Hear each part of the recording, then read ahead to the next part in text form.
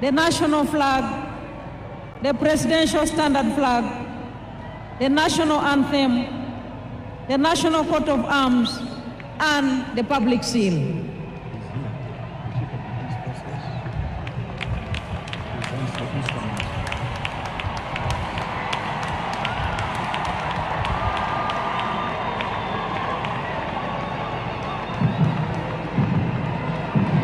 He has also received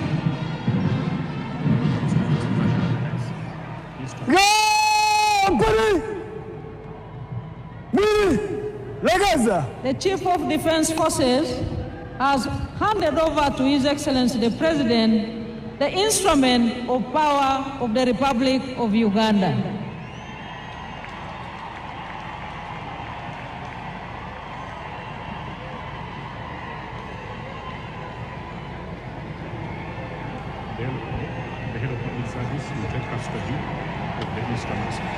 The head of public service is the custodian of power, and they have indeed been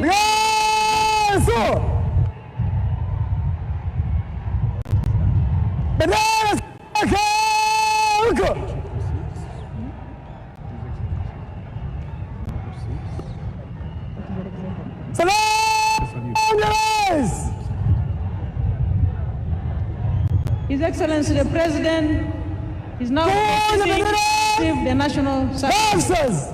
Parade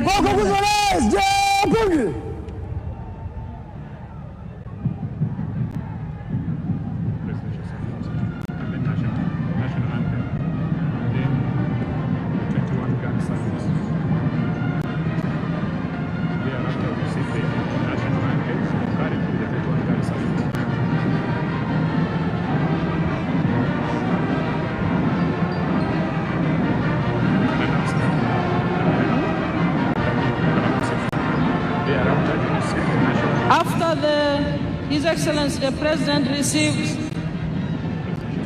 the presidential salute. We shall have the national anthem concurrently with the 21-gun salute.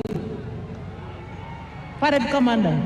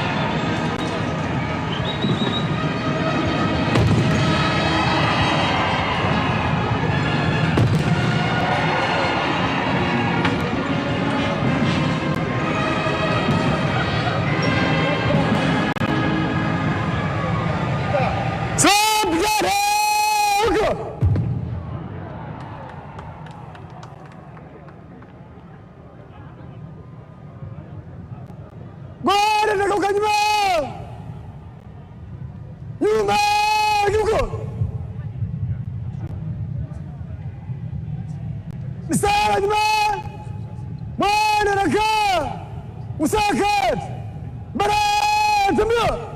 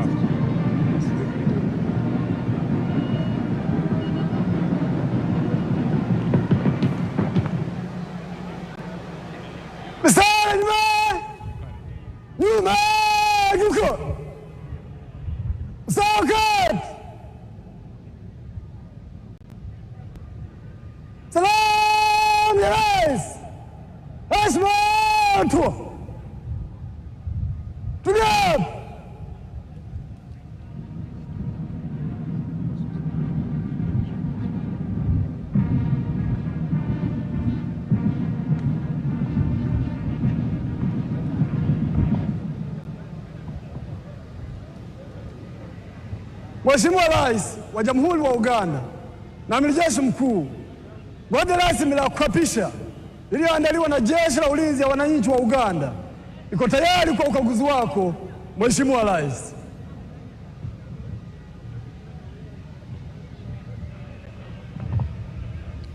His Excellency the President is now proceeding to inspect the parade for the first time as the newly inaugurated President of the Republic of Uganda. Excellencies, the presidential standard flag was earlier lowered, but it has now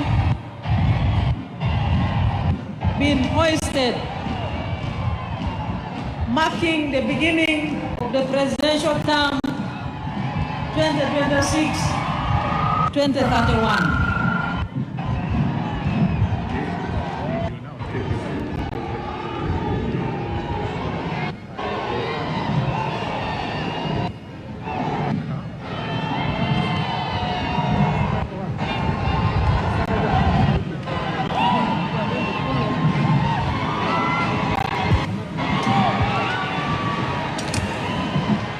Your Excellencies, distinguished guests, ladies and gentlemen, a very big round of applause to Her Excellency, the Vice President, Honorable Jessica Lupo, for managing very well that segment of the program. We earlier on saw the President take the oath of allegiance, the oath of the President, and then receive the instruments of power of the Republic of Uganda. He also received the instruments of national defense from the Chief of Defense Forces and Senior Presidential Advisor, Special Operations General KATI-PRESIDENTIAL, and those included the shield and the scimitar or the General's sword, and they were well received, and we now have the President fully in charge as willed by the majority of the people of Uganda on 15th January 2026. His Excellency the President is inspecting the parade, which is now in the Alpha and Omega formation for the first time as President in the new term 2026-2031. His Excellency the President and the Commander-in-Chief is accompanied by the Chief of Defense Forces and Senior Presidential Advisor for Special Operations, General KATI-PRESIDENTIAL, and the Parade Commander, Brigadier General John Bosco Asinguza.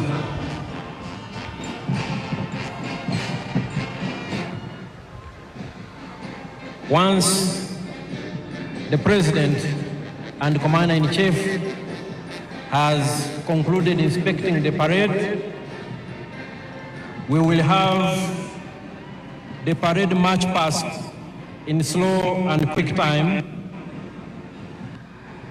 and also an arms display of selected UPDF arms. They will join in after the parade has marched past in quick time. And the UPDF arms expected to join the parade are the UPDF paratroopers under the Special Forces Command, the Artillery Division, the Motorized Infantry Division, some of our anti-aircraft systems, and finally, by some platforms of the Uganda People's Defense Air Force.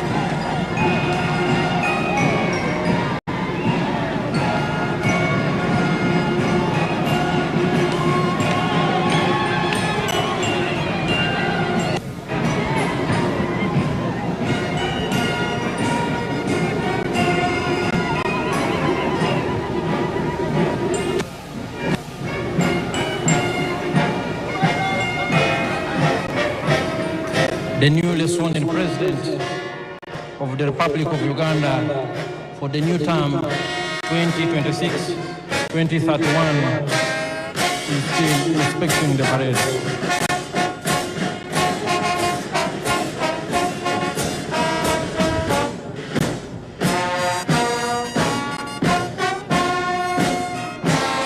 The UPDF arms that will join the parade later on are the paratroopers, the Artillery Division, the Motorized Infantry Division, anti-aircraft systems, and the Uganda People's Defense Forces. The Uganda People's Defense Forces will have, the Uganda People's Defense Air Forces will have the Cobra formation, composed of helicopters, the Sparrow formation, the Eagle formation,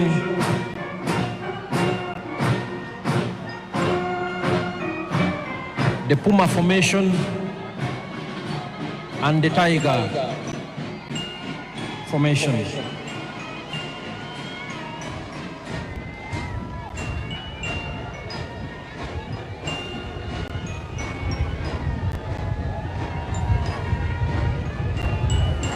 His Excellency the President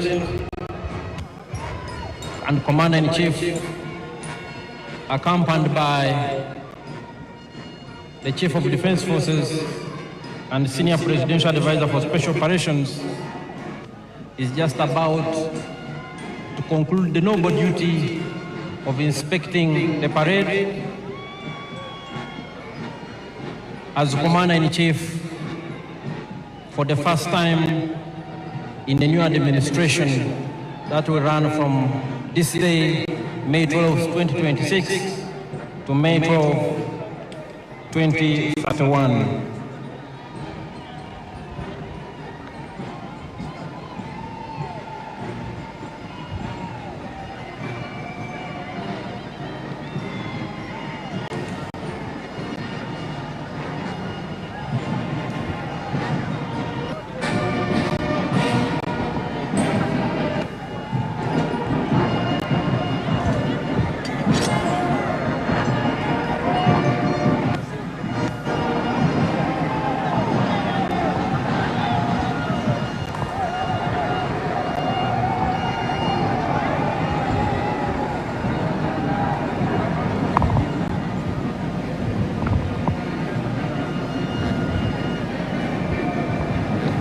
Mheshimiwa Rais, huo ndio mwisho wa ukaguzi wa gwaride ya kuapisha, na wao wamekuendelea na gwaride. Mheshimiwa Rais,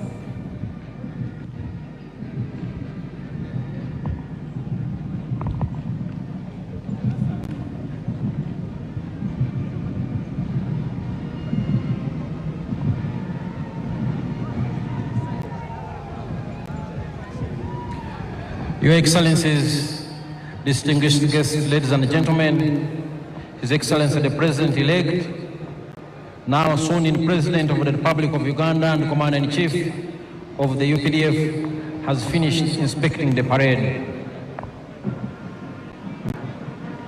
He will shortly be ushered into his position, and then we will have the parade march in slow and quick time, followed by arms display elements that will also participate in the parade. And thereafter, the parade will march in review order.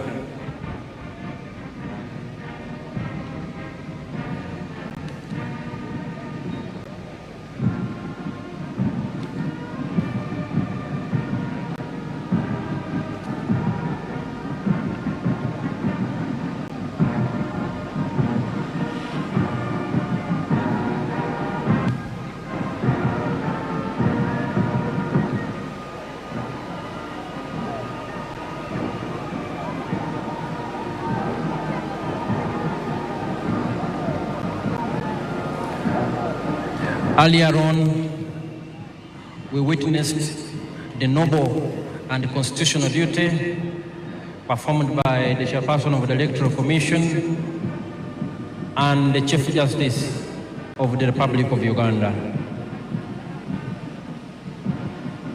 We also thank Her Excellency the Vice President for managing that part of the program very well.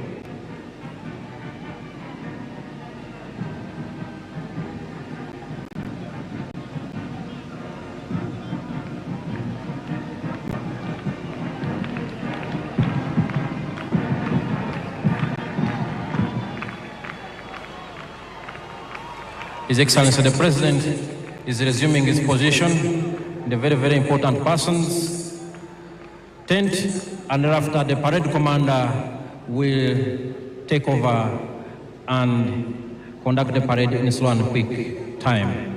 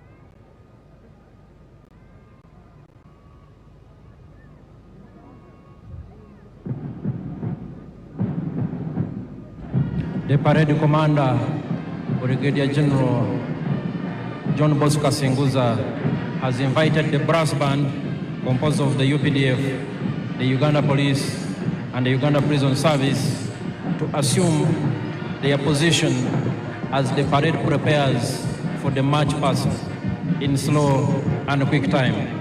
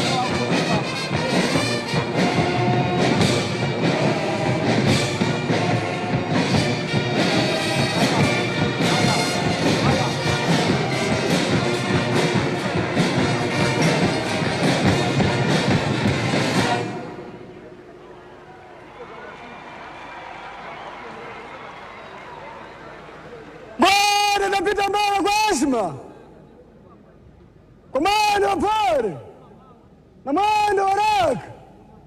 Kikundi cha kwanza chuongoza kwa ujumla, chapeni miguu.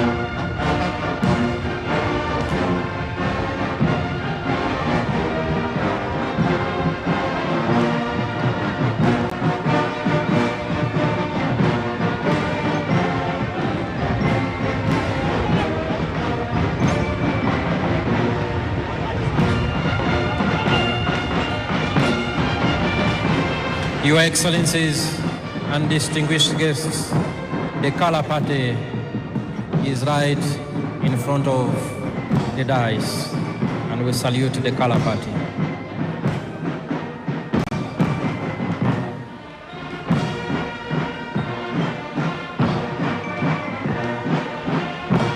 Your Excellencies and distinguished guests, the parade is now in slow march. Enjoy the parade.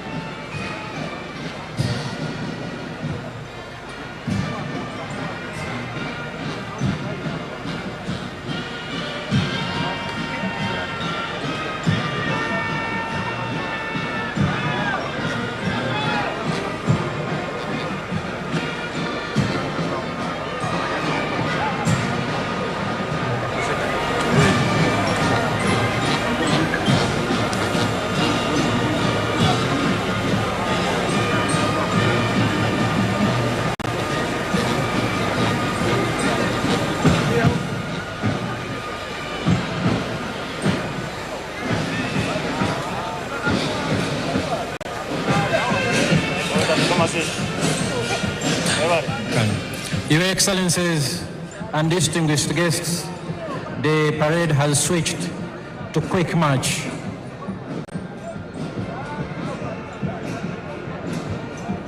And at the end of the quick march, we will have UPDF arms that I earlier pointed out joining the parade.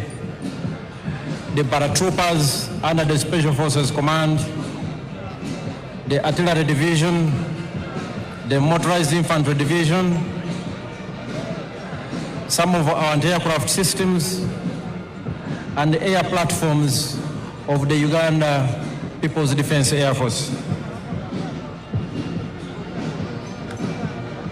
A very colorful parade on a very auspicious occasion, and the weather is beautiful indeed. Just what we would have wished for.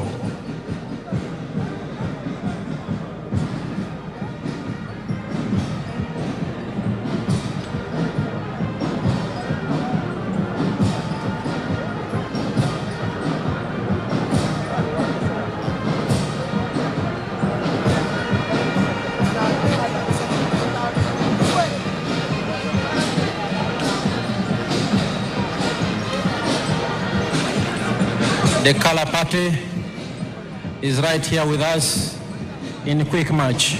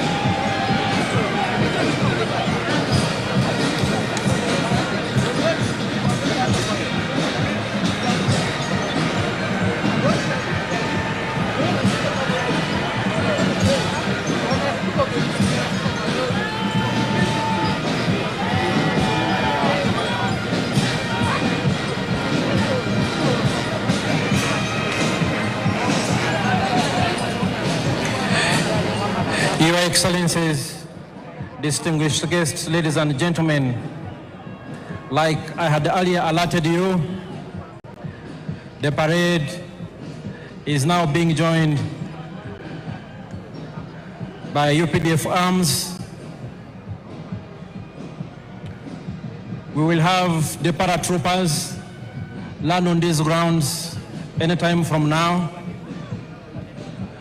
But in the meantime, the arms display is led by the UPDF Artillery Division.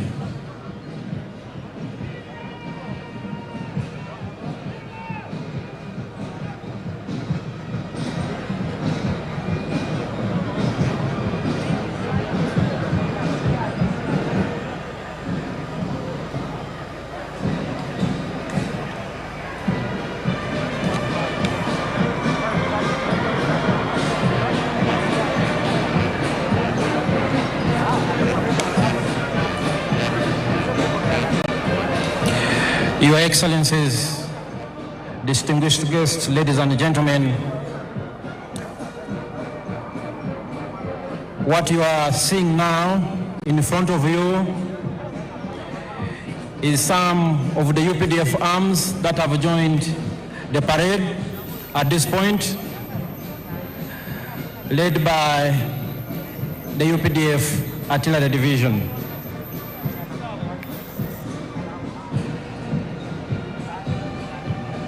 Your Excellencies and distinguished guests, the story of the UPDF has been told for a long time, but every time the story is as fascinating to listen to as the first time. The UPDF traces its humble beginnings to the National Resistance Army, a small guerrilla force that launched a protracted people's struggle in February 1981 under the indefatigable leadership and visionary leader of the resistance, General Yoweri Kaguta Museveni. This was a small and tiny group of fighters, 42 in number, 27 armed, which attacked Kabamba on February 6, 1981. In 1986, the NRA became the National Army, and upon the adoption of the 1995 Constitution, was renamed the Uganda People's Defense Forces. The NRA, now UPDF, has transformed over the years, and these are some of the very modern equipment in the possession of the Uganda People's Defense Forces that has ensured we keep the peace and security in our country and contribute to regional peace and stabilization operations. Your Excellencies and distinguished guests, in front of you are still elements of the UPDF Artillery Division.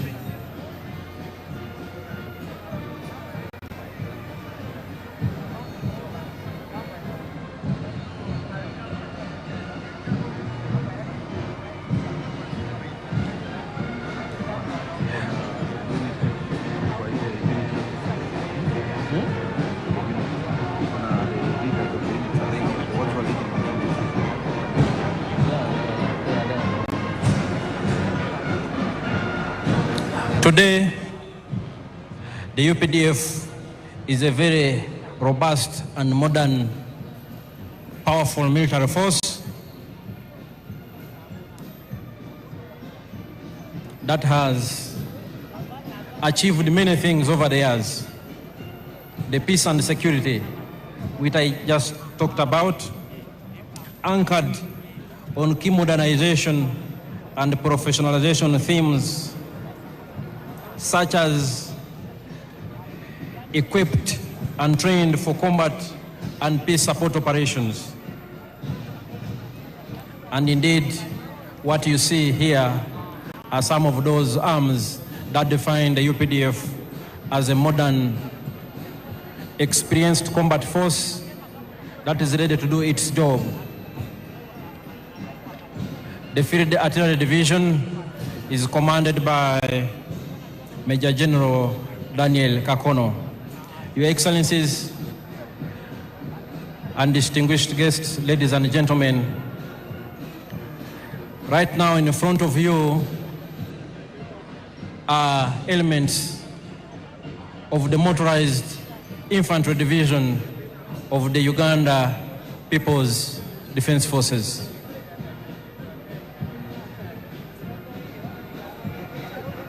These are armored fighting vehicles, very important force multipliers on the battlefield that work closely with infantry troops to achieve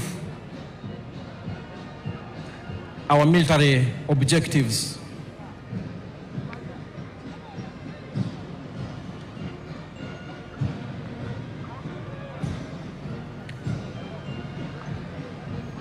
These are elements of the Motorized Infantry Division. The UPDF is equipped and trained for combat, and we are ready for any assignment as guided by the President and the Commander-in-Chief.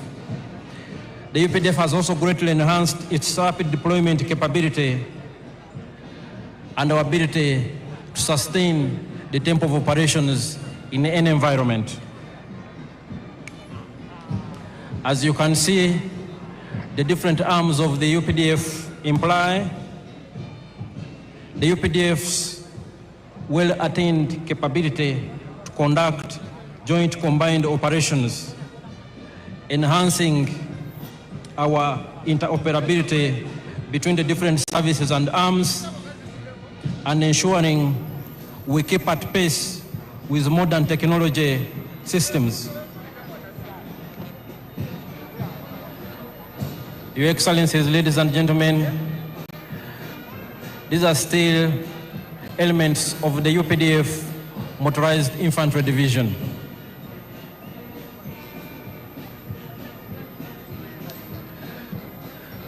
As a modern, well-constituted and organized People's Army, the UPDF is made up of 4 services. We have the Land Forces, the Air Forces, the Special Forces Command, and the Reserve Force.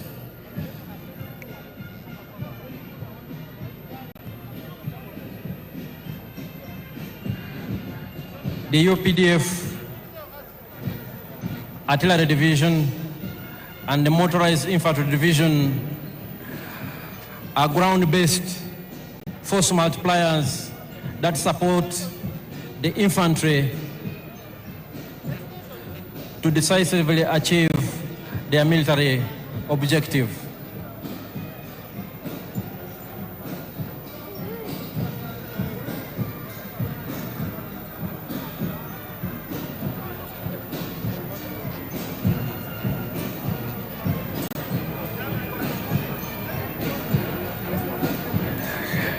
The Uganda People's Defense Forces are well trained, well equipped, and there is no task that is too difficult for the UPDF to achieve.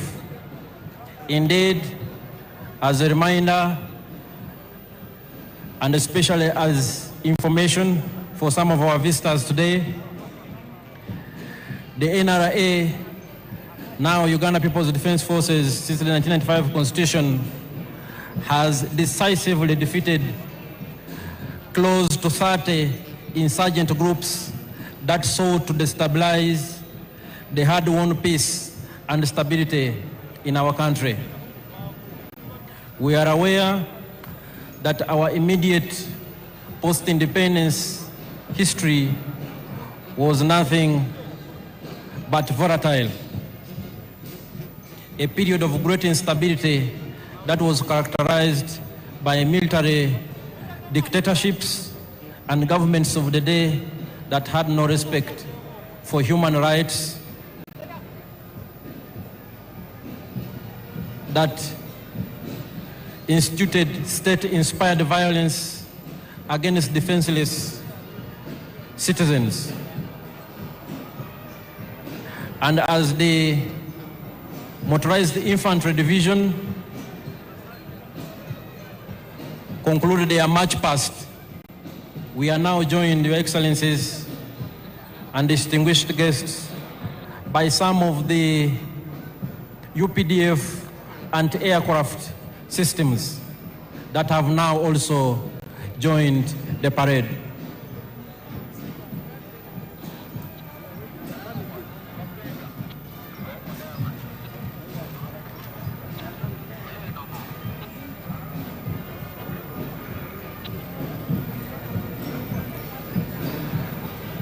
What you are seeing before you are some of the UPDF anti-aircraft systems. They supplement the efforts of the Uganda People's Defense Air Force to keep Uganda's airspace safe and secure, and to engage from the ground hostile objects in the air within the territory of the Republic of Uganda.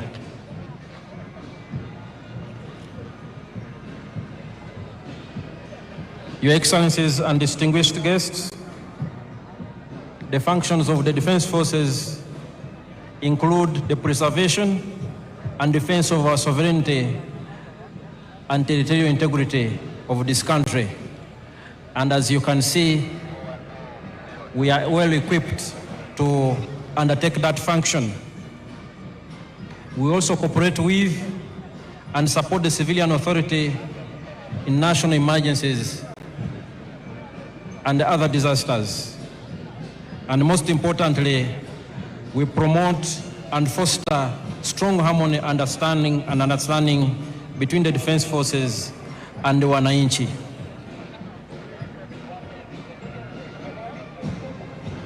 Your Excellencies, before you are still some of the systems of the Uganda People's Defense Forces and aircraft capabilities.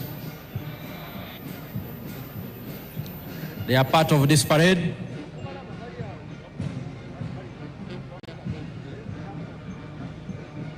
Any moment now, we will also witness the dropping of paratroopers on these very grounds. The other arm of the UPDF, the Uganda People's Defense Air Force, will also join the parade any moment from now, approaching these parade grounds from the eastern direction.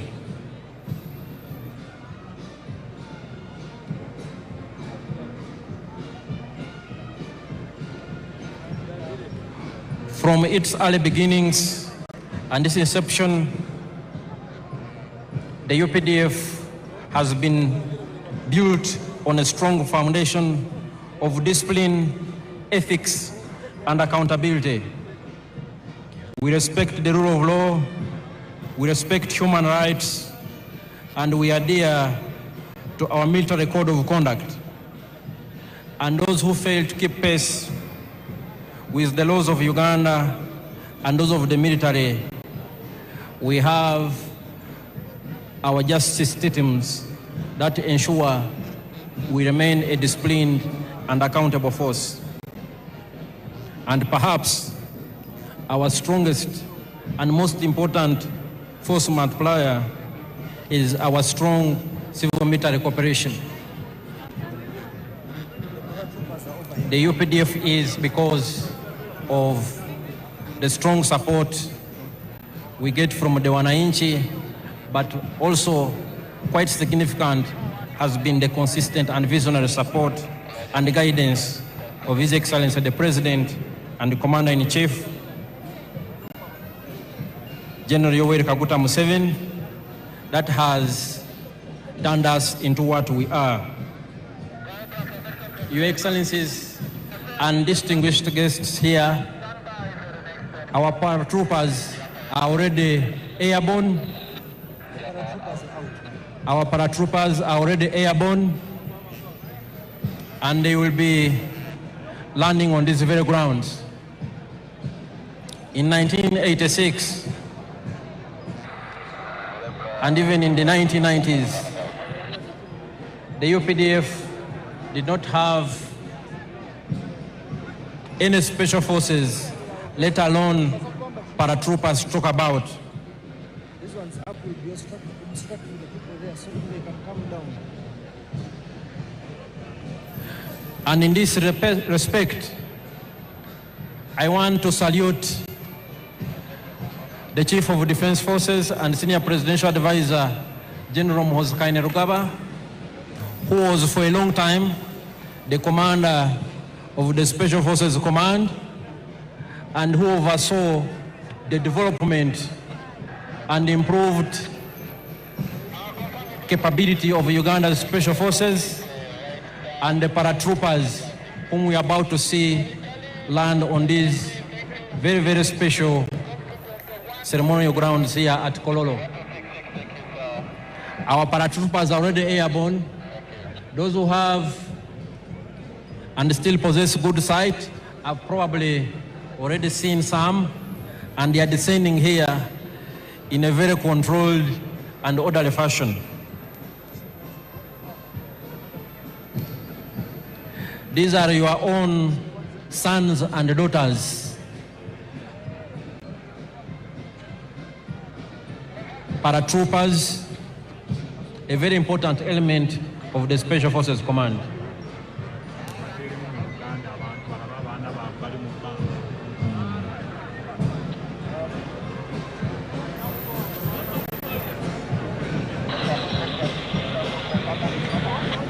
Mwena batulaba Abannayuganda abali wano n'abagenyi baffe abakulu yonna gye muli,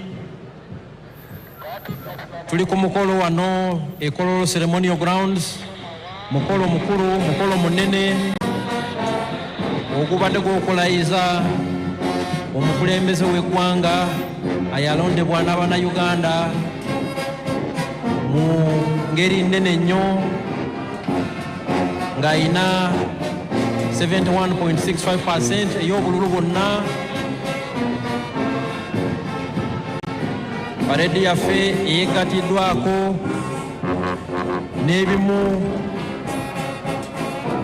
ebibinja ebikulu ebya UPDF okubadde Artillery Division edduumirwa Major General Daniel Kakono, the Motorized Infantry Division edduumirwa Major General Charles Byanyima, UPDF anti-aircraft systems ezidduumirwa Brigadier General Kasawuli, aba paratroopers, aba UPDF abadduumirwa Special Forces Command, Commander wa Special Forces gyali wano Major General David Mugisha ng'ayambibwako mumyuka we Brigadier General Asaf Nyakikulu ne Parade Commander aduumira ekibinja ekisooka kya Special Forces Group Brigadier General John Bosco Singuza era nga ye Parade Commander olunaku olwaleero. UPDF ezimbye obukugu n'obumalirivu nti tusobola okukuuma eggwanga lyaffe bulungi. So waliwo omu paratrooper alandinze wano munamaje owa UPDF atuuse avudde mu bbanga. Buno bwe bukugu bwe tugamba obwa UPDF bwerina era nga ebibinja bino byonna ebya UPDF bikolaganira wamu okulaba nti tukuuma eddembe mu ggwanga lyaffe ne mu operation zonna ze tubeeramu mu mirirwana gyaffe okulaba nti tulina eddembe mu nsi yaffe n'abalirwana baffe. UPDF twagala si ggwanga lyokka naye tulina n'obuvunaanyizibwa bw'okulaba nti tukolera awamu nga Africa okukuuma eddembe n'okulaakulanya kontinenti yaffe eya Africa.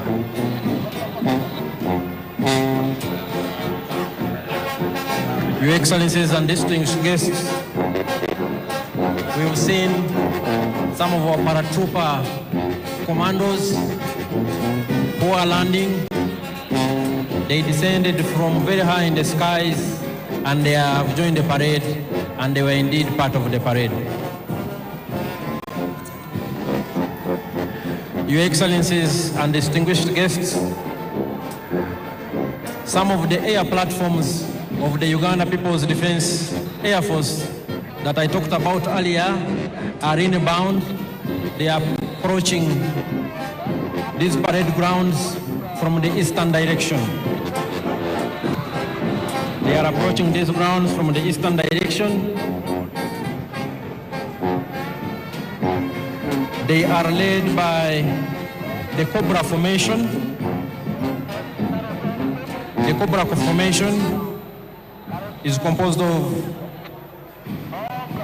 one Mi-17 helicopter piloted by Colonel Hassan Waiswa, and he is the pilot in command. It is in the front and it is carrying the national flag. We have another Mi-17 helicopter in the rear, and we have two escort attack helicopters, one Mi-24 helicopter gunship on the right and one Mi-28 helicopter gunship on the left. They are also part of the parade. And the pilot in command, Colonel Hassan Waiswa, has a message for His Excellency the President.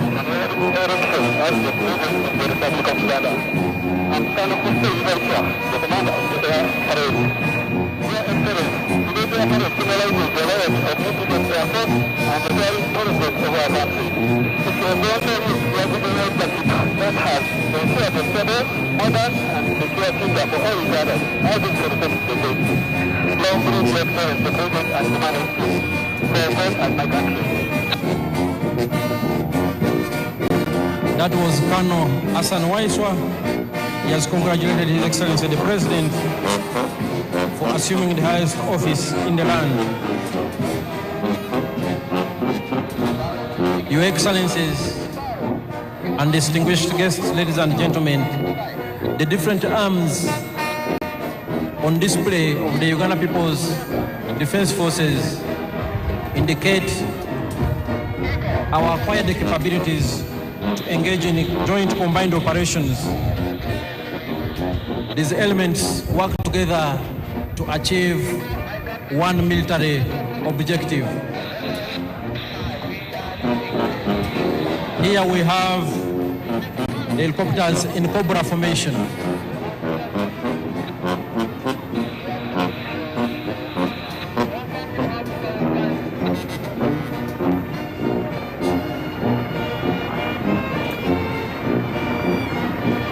Here they are, and they are part of the parade activities.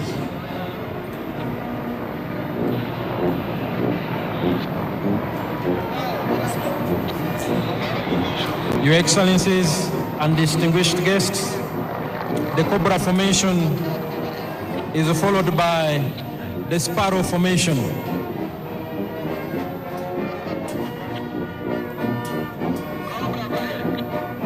The Uganda People's Defense Air Force has different types of aircrafts for different tasks, for different assignments, and all of them work together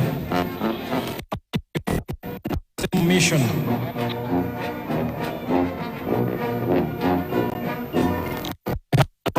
Aircraft, we have combat aircrafts of all types.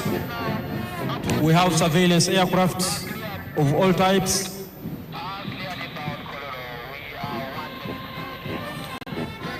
And we have aircrafts for different combat roles. Your Excellencies and distinguished guests, approaching the parade grounds is the Sparrow formation of the Uganda People's Defense Air Force. And they are part of the parade.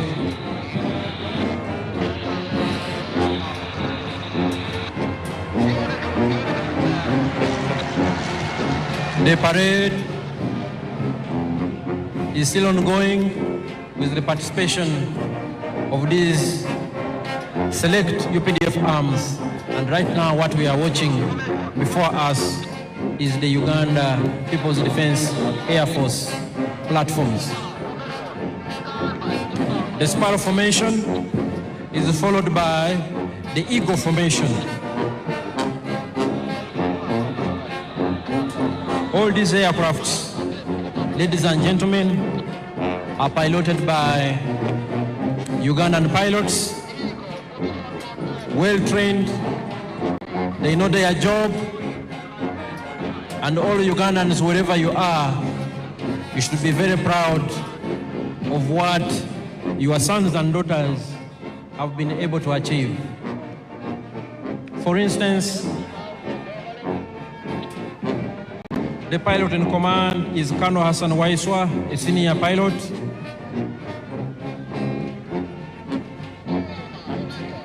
We have other pilots in helicopters we earlier saw. And flying overhead are the Eagle Formation, also of the Uganda People's Defense Air Force.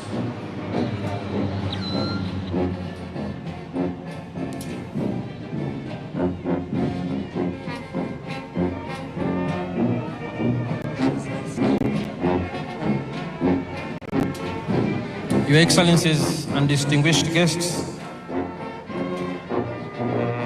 next on display from the Uganda People's Defense Air Force is the Puma Formation.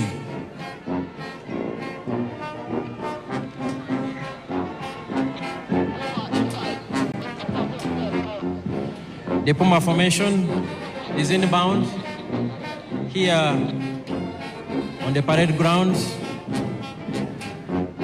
Puma 1, piloted by Captain Nathan Mwebaza, the pilot in command. Puma 2, piloted by Captain Ronald Baluku, the pilot in command. Puma 3, piloted by Captain Ronald Bogere, pilot in command. And Puma 4, piloted by Captain Stephen Bainomujisa, the pilot in command. And here they are. Puma Formation.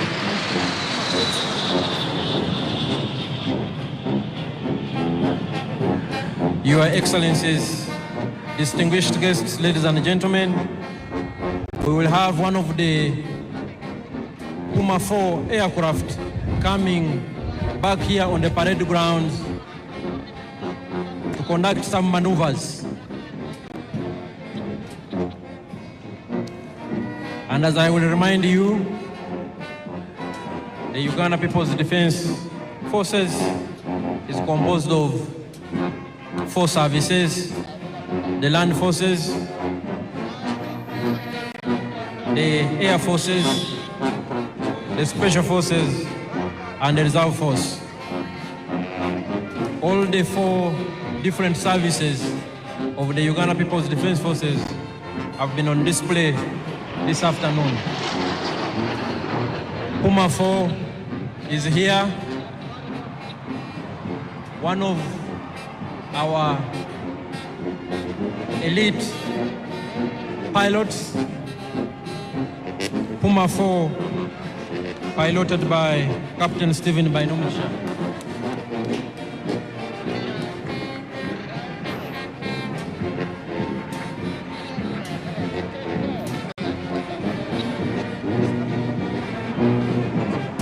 Puma 4 is coming for one more round.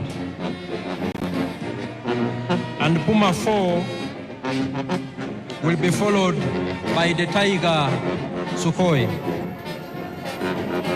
And it is also inbound on this very significant and special ceremonial grounds. It is here and will be joining the parade any moment from now.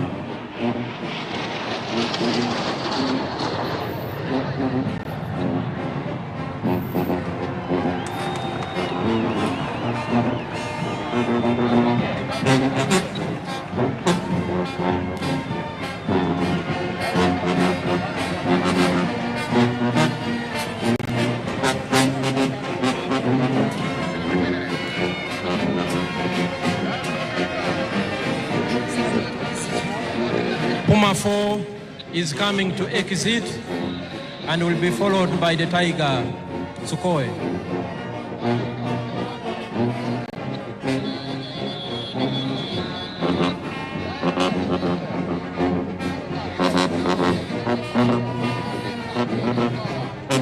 Puma 4 is now exiting the parade grounds.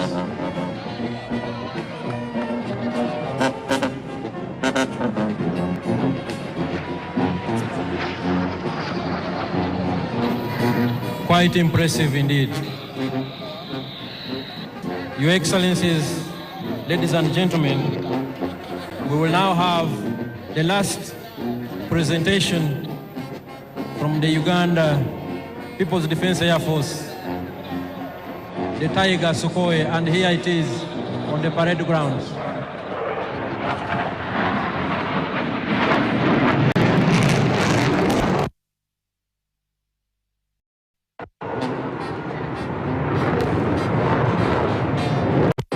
The Tiger Sukhoi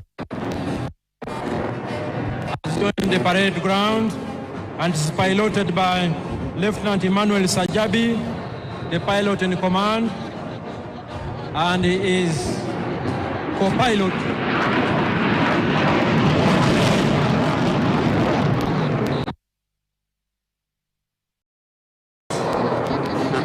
is Lieutenant Sam Mwasibwe.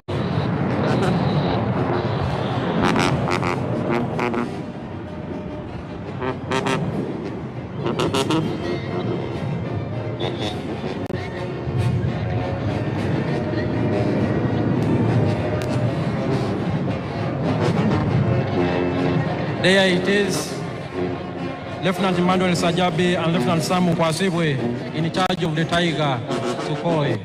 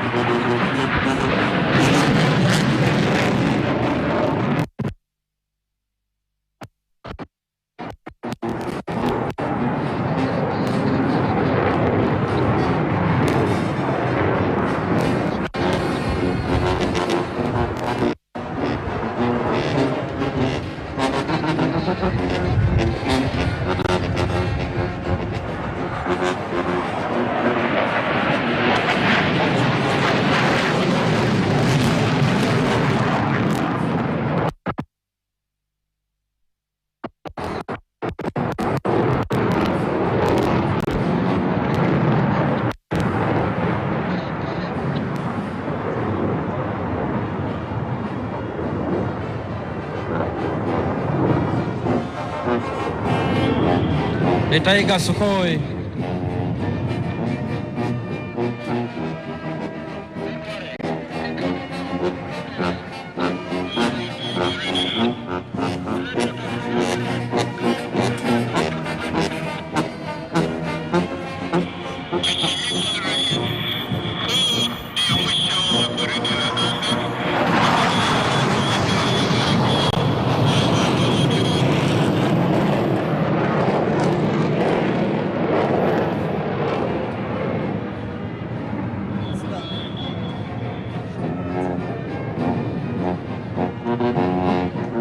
Your Excellencies, distinguished guests, ladies and gentlemen, this marks the end of the parade. We thank His Excellency, the President of the Democratic Republic of Congo, who joined us on this very special occasion and who is bidding us farewell. But the function continues. Back to the parade commander.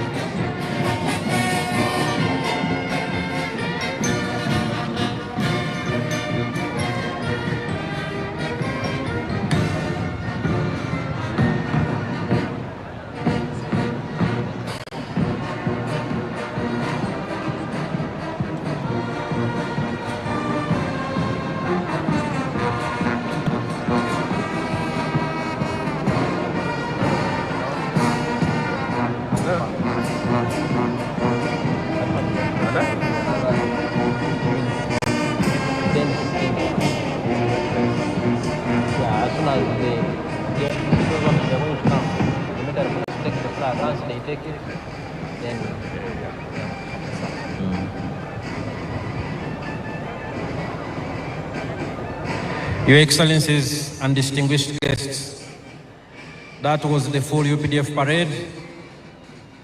That was augmented by UPDF arms on display, the Artillery Division, the Motorized Infantry Division, some of the UPDF anti-aircraft systems, the UPDF Defense Air Force,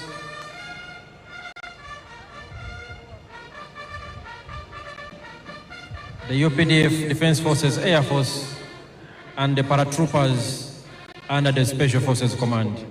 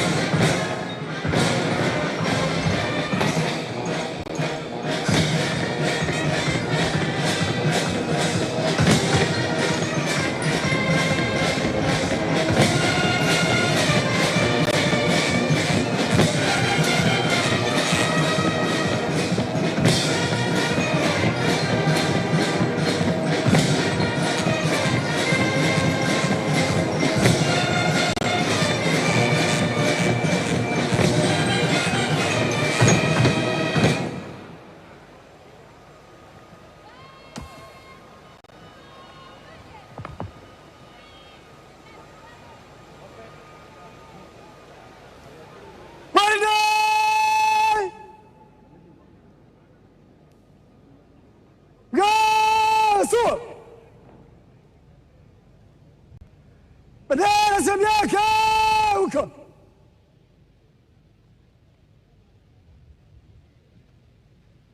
Bwana tunajua mistari. Usawa kati. Mistari nyuso.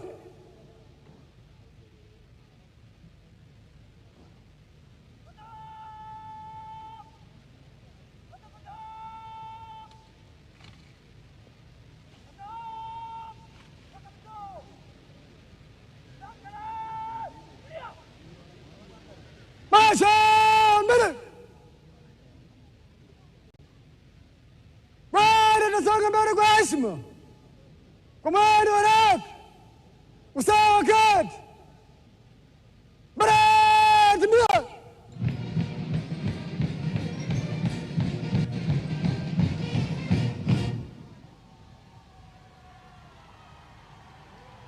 Salam ya rais, Asmanto.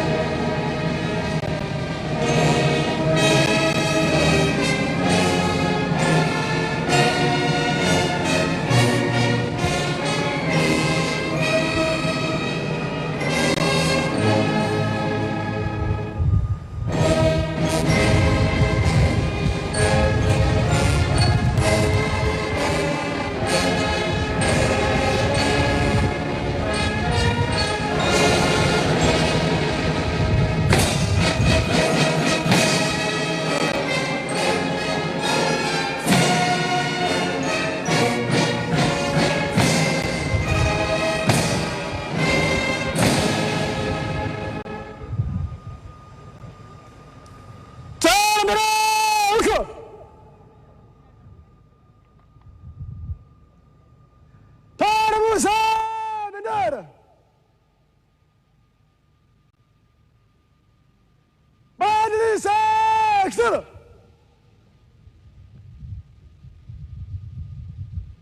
Kofia kichwani tu.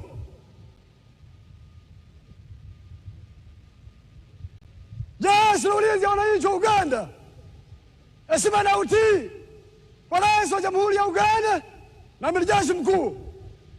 Viva Rais wa Uganda! Viva wananchi wa Uganda! Viva Jeshi la Ulinzi ya Wananchi wa Uganda! Kofia kichwani weka.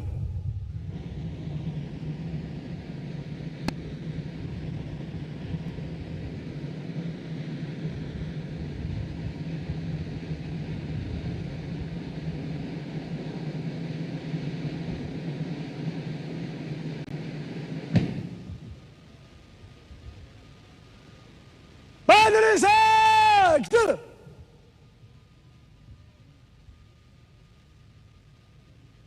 Bendera sabiaka weka.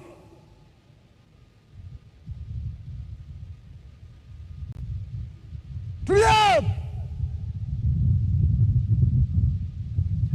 The parade commander, Brigadier General John Bosco Asinguza, is coming to ask for permission from His Excellency the President to remove the color party. Mheshimiwa Rais, huo ndio mwisho wa gwaride. Naomba kutoa bendera uwanjani, Mheshimiwa Rais.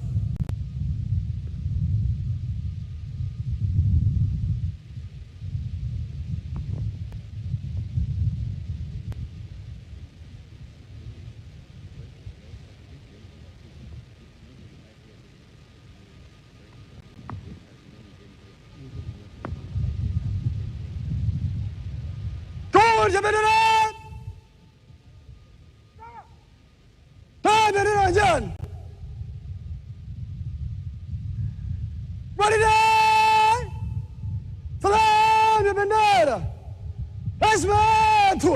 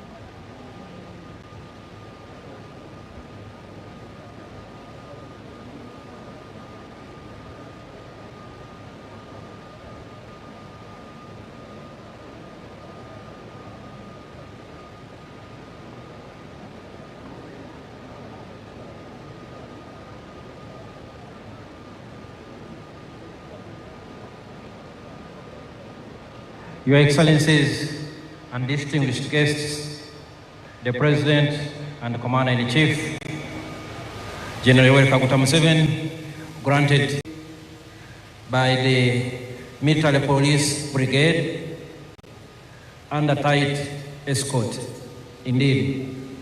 And that's how much the security services revere the national colors. the national flag, and the flag of the Uganda People's Defense Forces. We thank the Excellencies, heads of state and government who made time to join His Excellency the President on this very special function when he took oath of office for the new term 2026-2031. The Excellencies and heads of state and government will be leaving at an appropriate time and in an orderly and organized way.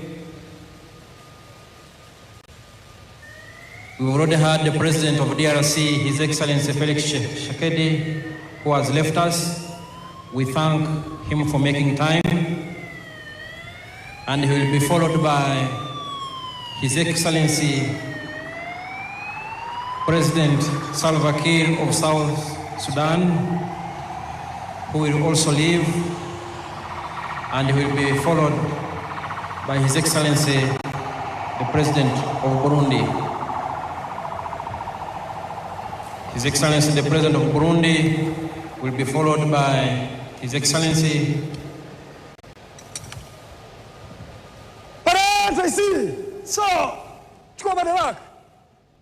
the President of Togo,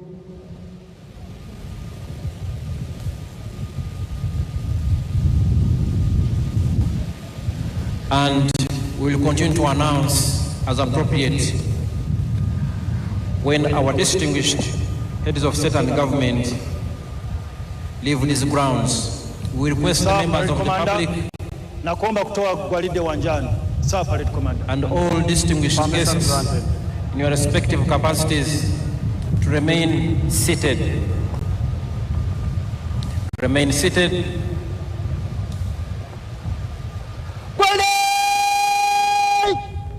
Bwana tatoka uwanjani kwa mwendo wa rafu.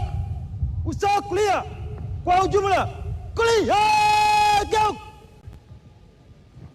Congratulations, Parade Commander Brigadier General John Bosco Sengoza, for a job well done. A big round of applause. He has now handed over the parade to the parade second in command, Colonel Stuart Agawa. Colonel Stuart Agawa, who will now proceed to march off the parade from the parade square. We salute the gallant officers, men and women, who have participated in today's parade, including the different arms of UPDF. So,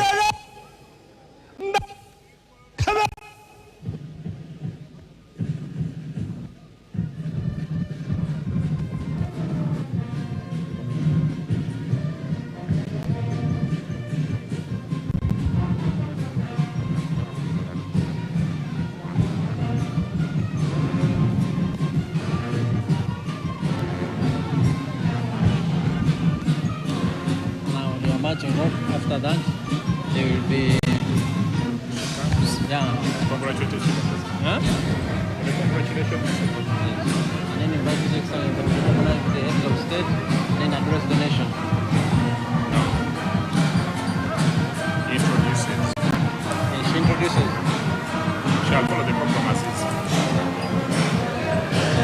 Your Excellencies and distinguished guests, ladies and gentlemen, a big round of applause to the officers, men and women, who have given us a very colorful parade performance. Thank you very much. I will now hand over back to my co-MC, the Permanent Secretary and Minister of Foreign Affairs, Honorable Vincent Vagire, who will in turn invite the Director of Ceremonies, Her Excellency, the Vice President, Honorable Jessica Alupo. Over to you, Honorable Vincent Vagire.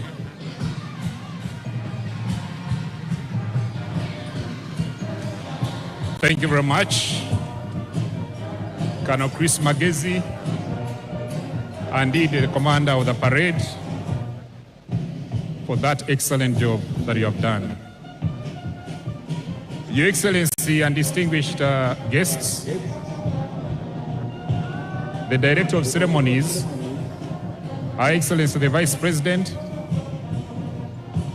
will now congratulate His Excellency the President upon assumption of the highest office in the land. And thereafter, she shall introduce visiting heads of state and government to His Excellency the President. Your Excellency, Jessica Alupo.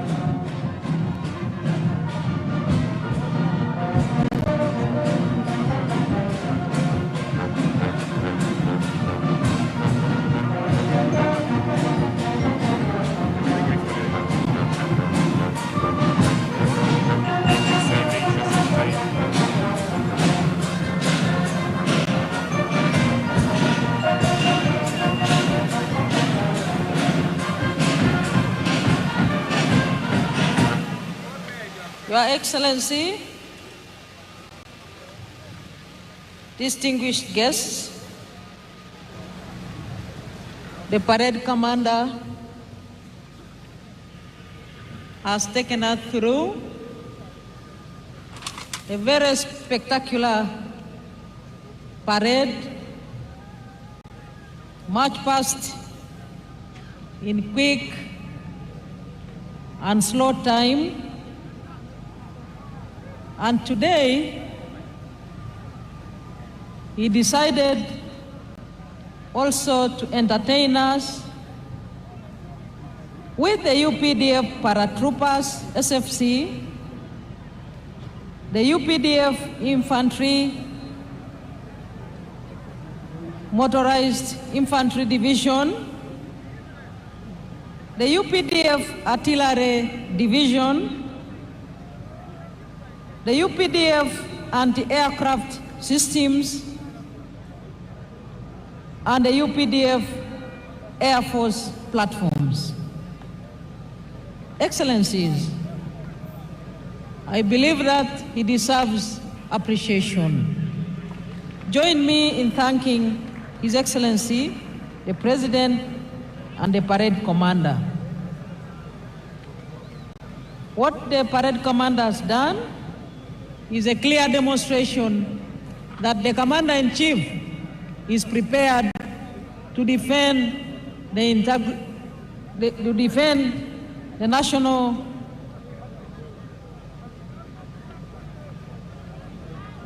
interests of the people of Uganda, and indeed to secure the whole country and the region. Your Excellencies, visiting heads of state and government, and other distinguished heads of delegations, the Right Honorable Anita Among, the Speaker of Uganda Parliament, and your colleagues, the Speaker of the Senate of Kenya, the Right Honorable Kingi Amason, the Chairperson of the National Council of Namibia, the Right Honorable Lucas Sinimbo Muha, the Right Honorable Joseph Ngere Pasiko, the Speaker of the Transitional National Assembly of South Sudan, Her Excellency Mabo Memory Chinomona, President of the Senate of the Parliament of Zimbabwe, Right Honorable Joseph Ntakiru Timana, Speaker of East African Legislative Assembly, Right Honorable Dr. Ashebir Wolde-Georgis Gayo, First Vice President of the Pan-African Parliament, Your Lordship, the Chief Justice Flavian Zeija, the Chief Justice of Uganda,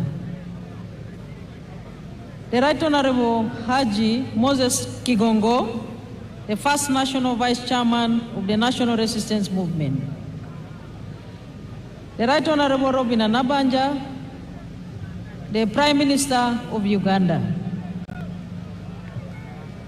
the Secretary General of the National Resistance Movement, Right Honorable Richard Todwong, and your colleagues, Secretary Generals from sister parties, including Honorable Professor Abdel Karim Ben Barek, Secretary General of the National Liberation Front of Algeria.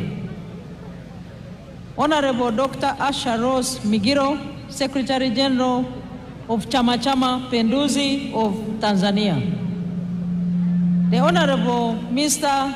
Fikile Mbalula, Secretary General of the African National Congress of South Africa. Senator Hassan Omar Hassan of the United Democratic Alliance of Kenya. The Right Honorable Reverend Ndikuriyo, Secretary General of the National Council of the Defense of Democratic Forces of Defense of Democracy of Burundi. And Honorable Dr. Akol Paul Kodit, Secretary General of the Sudan People's Liberation Movement of South Sudan. And the Zimbabwe African National Union Patriotic Front, the Right Honorable Abedlicho Mchube. Right Honorable Dr. Justin Nsengiyumva, Prime Minister of the Rwanda Patriotic Front, and the Honorable Atupele Austin Muluzi, President of the United Democratic Front of Malawi. My colleagues, ministers present, excellencies, heads of diplomatic missions, honorable members of parliament and other political leaders present, our cultural leaders, our religious leaders, ladies and gentlemen. Your Excellency, I am now left with two brief items to present to you, and then I will proceed to welcome you to speak to us. And the first of the two brief items is to congratulate you. Your Excellency, I wish in a special way to welcome all delegations that have come from far and near to be part of this historic occasion. I take the singular honor to congratulate Your Excellency, the President of the Republic of Uganda, on your election victory and indeed on your swearing in and inauguration, which has just taken place. Your Excellency's score of 71.65% in the 2026 presidential elections is evidence of the massive support that you and the NRM enjoy in the country. Your victory in all areas across the country also symbolizes your achievements, popularity, and the comprehension by all the people of Uganda in the politics of interests. Allow me to use this very opportunity to congratulate and thank the NRM party that nominated you as their preferred candidate and supported your re-election. I would like to thank all the candidates that participated in the electoral process at the presidential level, members of parliament, and in all other local government electoral positions. A very warm congratulations and thank you to you all Ugandans that took part and exercised your right to choose leaders at all levels. In a special way, Your Excellency, I wish to thank all those who rendered support in any way that they did for you, our candidate, Yoweri Kaguta Museveni, during and after campaigns. Finally, today is an occasion to celebrate our constitutional order. The preparation for the entire election process was done in accordance with the provisions of the Constitution. For that, I would like to thank the Electoral Commission for the meticulous preparation and execution of the elections under the law. This swearing-in ceremony is therefore a testimony that constitutionalism remains our pillar in exercising our mandate. I wish in a special way to thank the armed forces, the UPDF, the Uganda Police, Uganda prisons, and the intelligence services for securing the country during the entire election period and for the peace and stability that has set the foundation for the economic growth of our country with the speculated $500 billion GDP annually in the very near future. Once again, Your Excellency, I extend my congratulations to you and wish you good health and success in the coming term of office 2026-2031. Lastly, Your Excellency, I associate with the theme of this swearing-in and inauguration ceremony, i.e., protecting the gains as we make a qualitative leap to the higher middle-income status and look forward to the new term of office. I thank you once again for joining us in your respective delegations on this momentous occasion. I am now left with one item, Your Excellency, and that is to quickly introduce to you the guests here present with us and all the people of Uganda. Firstly, Your Excellency, we are joined by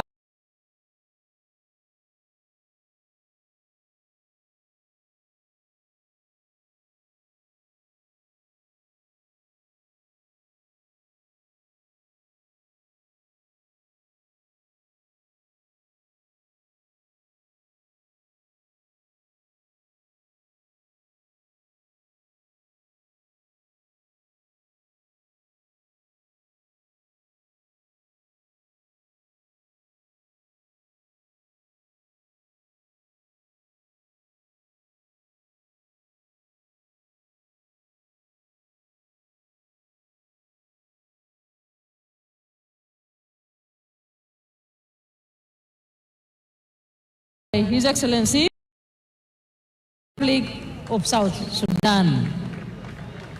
Your Excellency, we do have His Excellency Brahim Gali, President of Sahrawi Arab Democratic Republic. We also have His Excellency Felix Anthony Tshisekedi, President of the Democratic Republic of Congo. He left just a few minutes ago.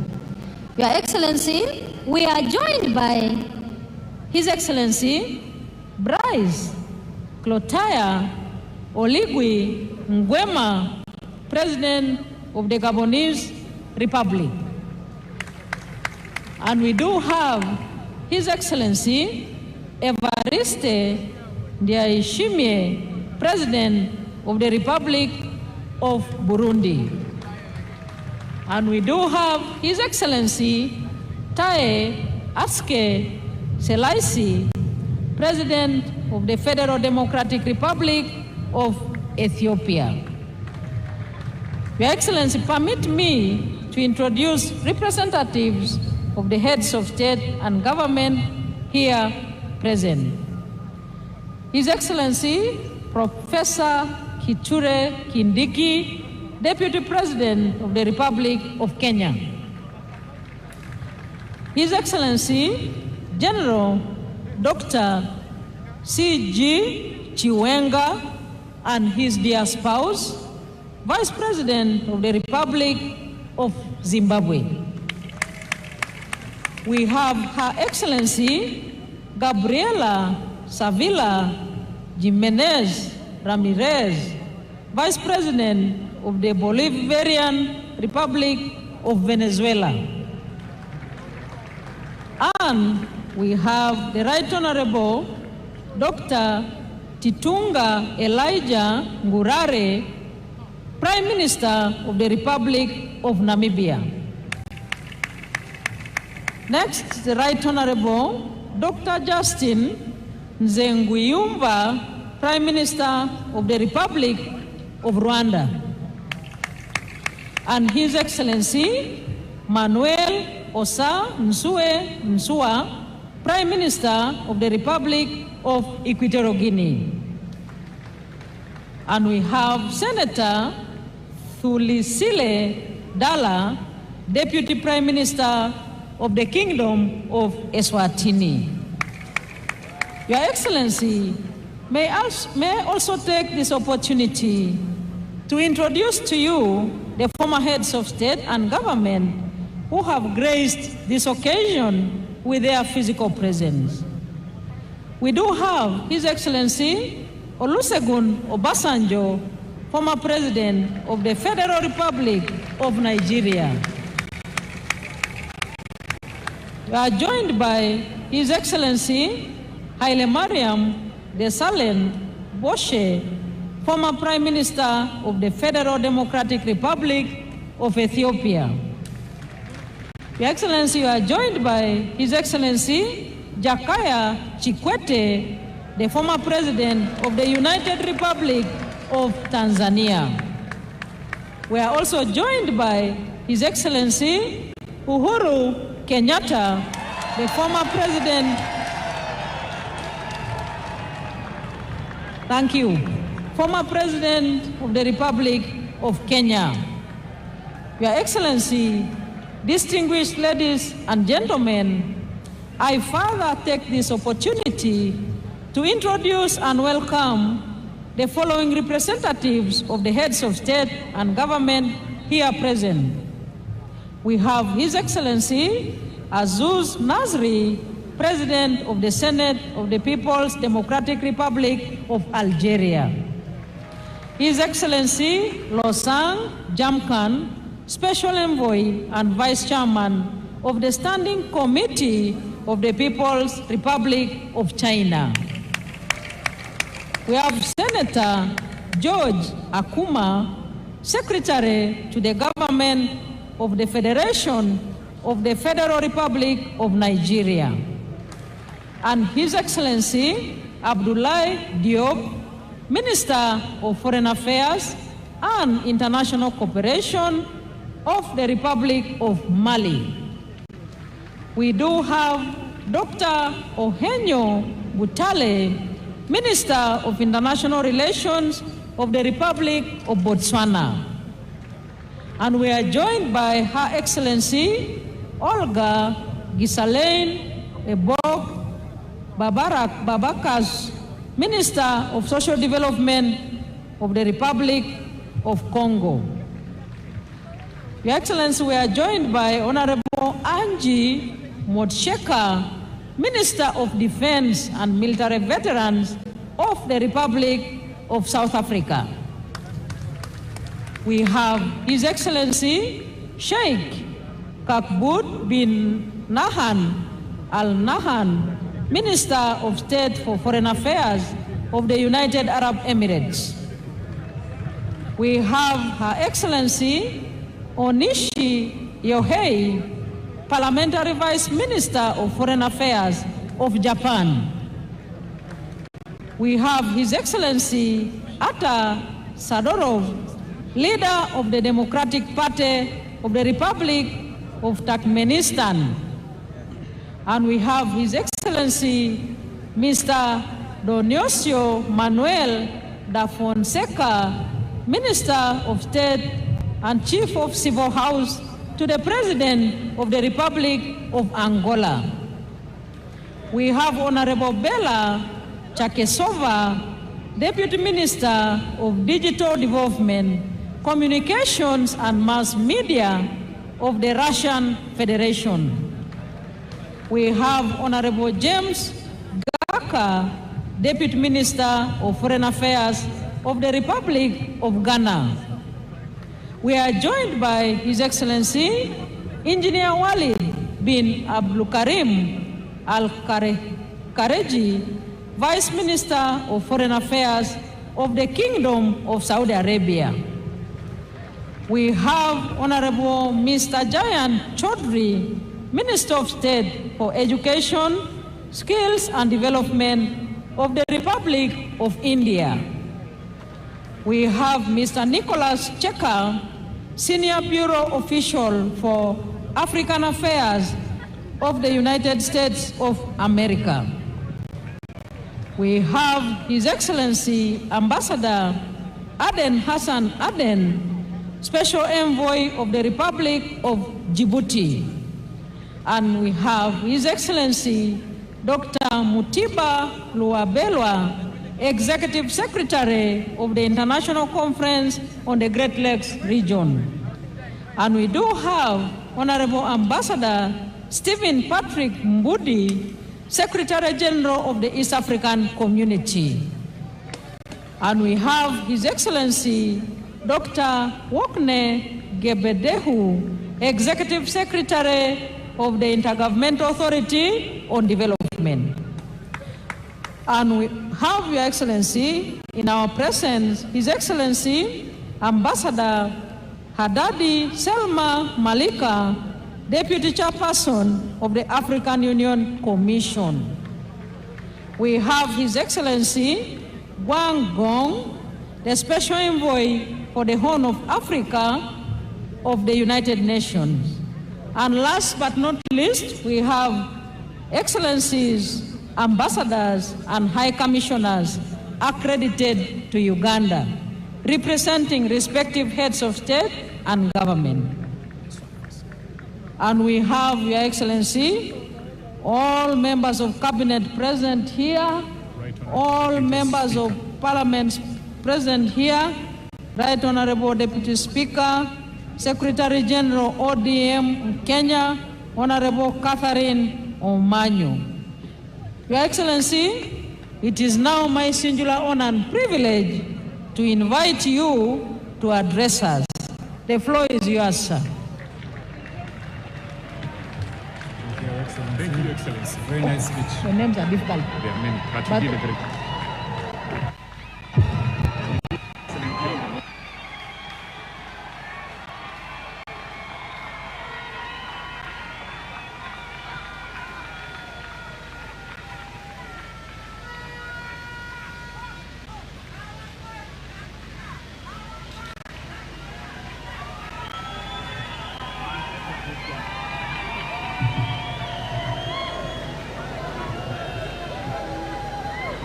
Excellencies, the heads of state who grace this occasion,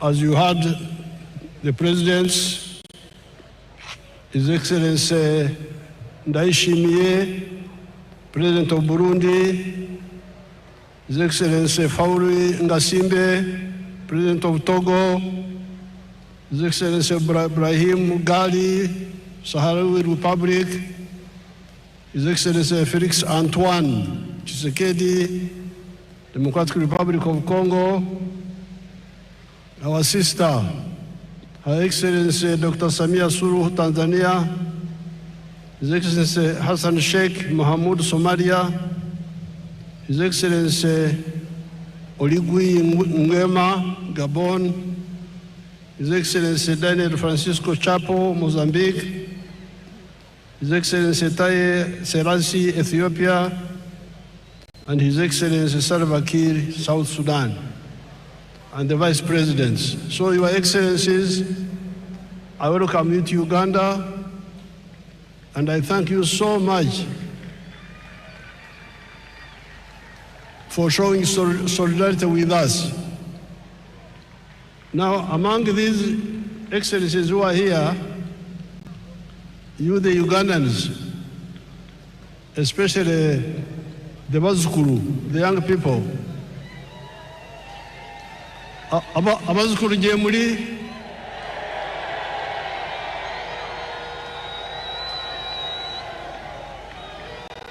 gye muli naye ebisinga temufaayo kubyetegereza.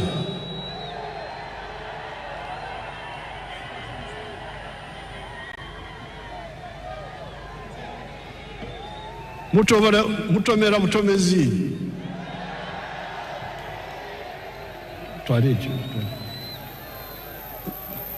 Nze jjajja nkyali wano.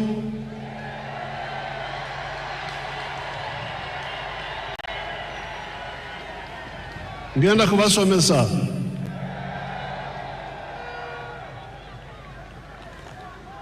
I'm telling these grandchildren, Your Excellencies, I'm telling the grandchildren that they don't know much of the history.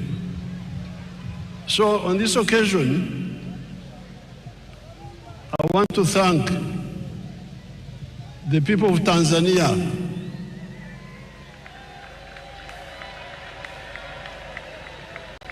because we are here celebrating how Uganda is developing now, how UPDF is strong and so on.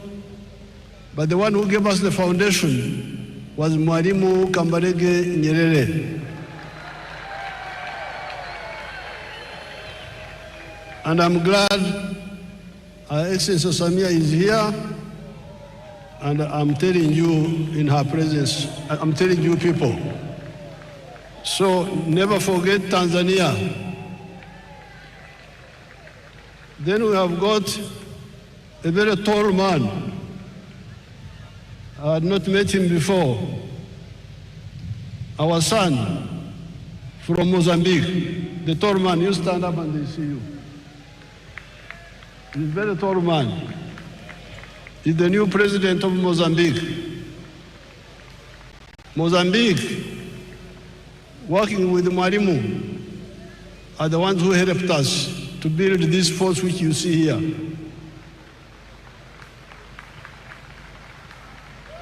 The 28 people I trained in Montepuez, 1976-78, are the ones who built this army which you see here. Then there is the Vice President of Kenya. When Ugandans were running away, many of them would run to Kenya. So those countries in particular, I want you to know how they helped us.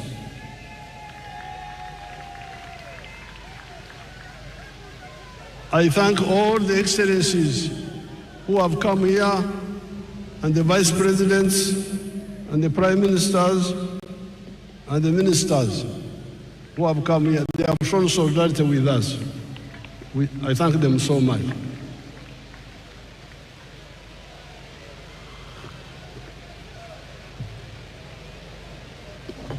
Now, Your Excellencies, the visiting heads of state,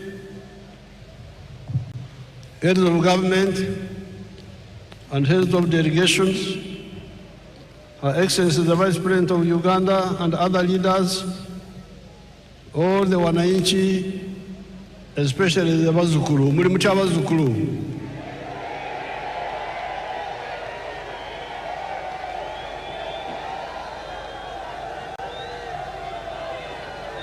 N'abana Uganda balala bonna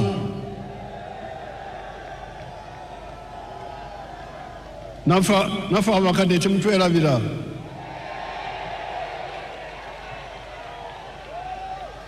Habari nzuri wote. Mungu asifiwe. Apoyo Lubanga yebazibwe Katonda. Congratulations on the series of elections that we have been having ever since the 15th of January 2026. These were the presidential and parliamentary elections,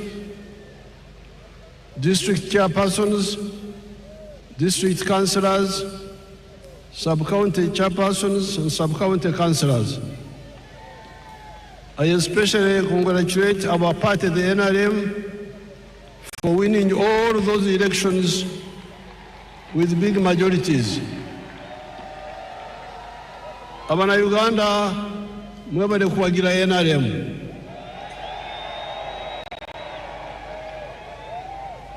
I also congratulate the other parties, such as the DP, the UPC, ETC, that participated in the elections without using violence, and like the party of NUP and some few elements of FDC that were using violence. The parties under IPOD should clearly lay out agreed guidelines on the do's and the don'ts of election management, according to the laws and the Constitution of Uganda. This Kisanja Excellencies, is our term for a period. This Kisanja should be regarded as a Kisanja of no more sleep for all Ugandans. Kino ekisanja twetwetaaga abantu okwebaka ate nibekwasa kino nibekwasa kiri songa eddagala liweriri. This Kisanja should be regarded as a Kisanja of no more sleep for Ugandans. With the advent of the NRM ever since 1986, the families that cared to listen to our message got out of poverty. Amaka agawulirizwa okwabula kwaffe ne bakola bavada mu bwavu. I'm telling these my Ugandans that the families who have listened to our advice and worked the way we advised them, they got out of poverty. Do you want proof? Mwetaaga obukakafu kambubalage nze nkozesa firimu sikozesa lugambo. Show us the real estate around Kampala. Show us. Mutulage.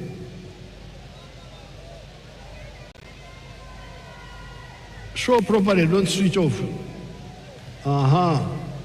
You see all those houses?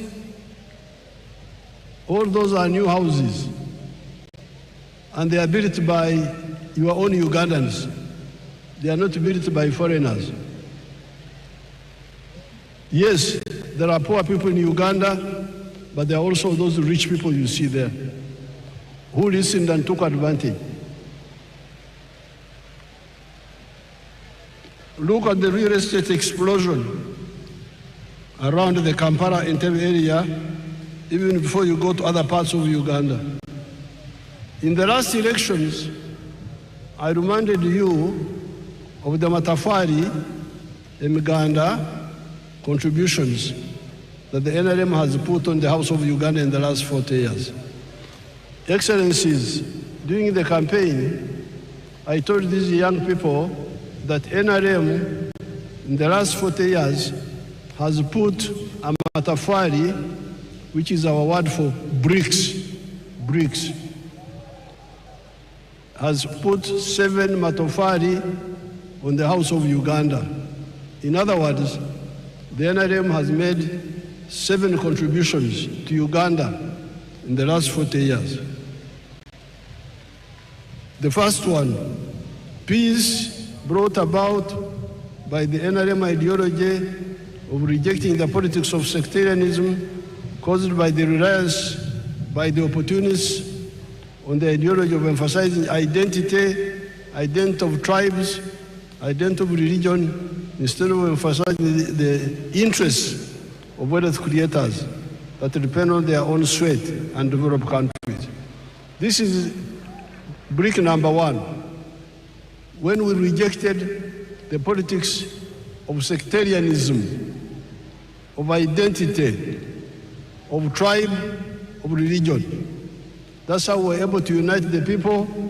That's why we win on the first round because majority of the people are always with us. All these Bisanja, all these terms, 7 terms, we have never had a real run. We have never had anything below 50%. Why? Because we emphasized the politics of unity, not the politics of sectarianism, not the politics of identity, religion, tribes. If you say religion, there's no religion in Uganda which is majority. If you say sectarian tribe, there's no tribe which is majority. We will not get these numbers. So this is brick number 1, which we put on the Uganda House. Second point, development in the form of economic infrastructure, such as roads, electricity, the piped water, the railways, airports, telephones, etc., and social infrastructure in the form of schools, health centers. You can see some of those there on the screen.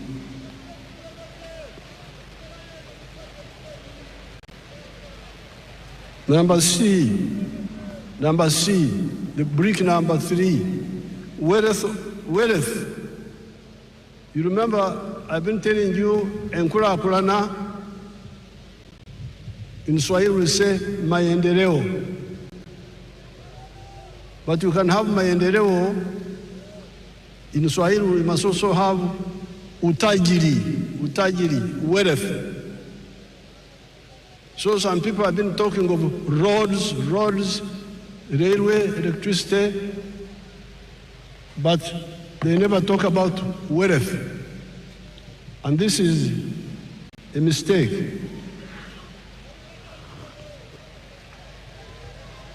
So, from the beginning, we have been telling you that maendeleo, enkurakurana, development, yes, but utajiri, wealth, must be there. Obugaga. And the wealth is by whom? Utajiri ni wa nani? Unaweza kuwa utajiri wa serikali, utajiri wa watu binafsi, utajiri wa familia, utajiri wa company. The wealth can be for the government, parastatal, can be for the individuals, can be for the family or companies. So it is very crucial.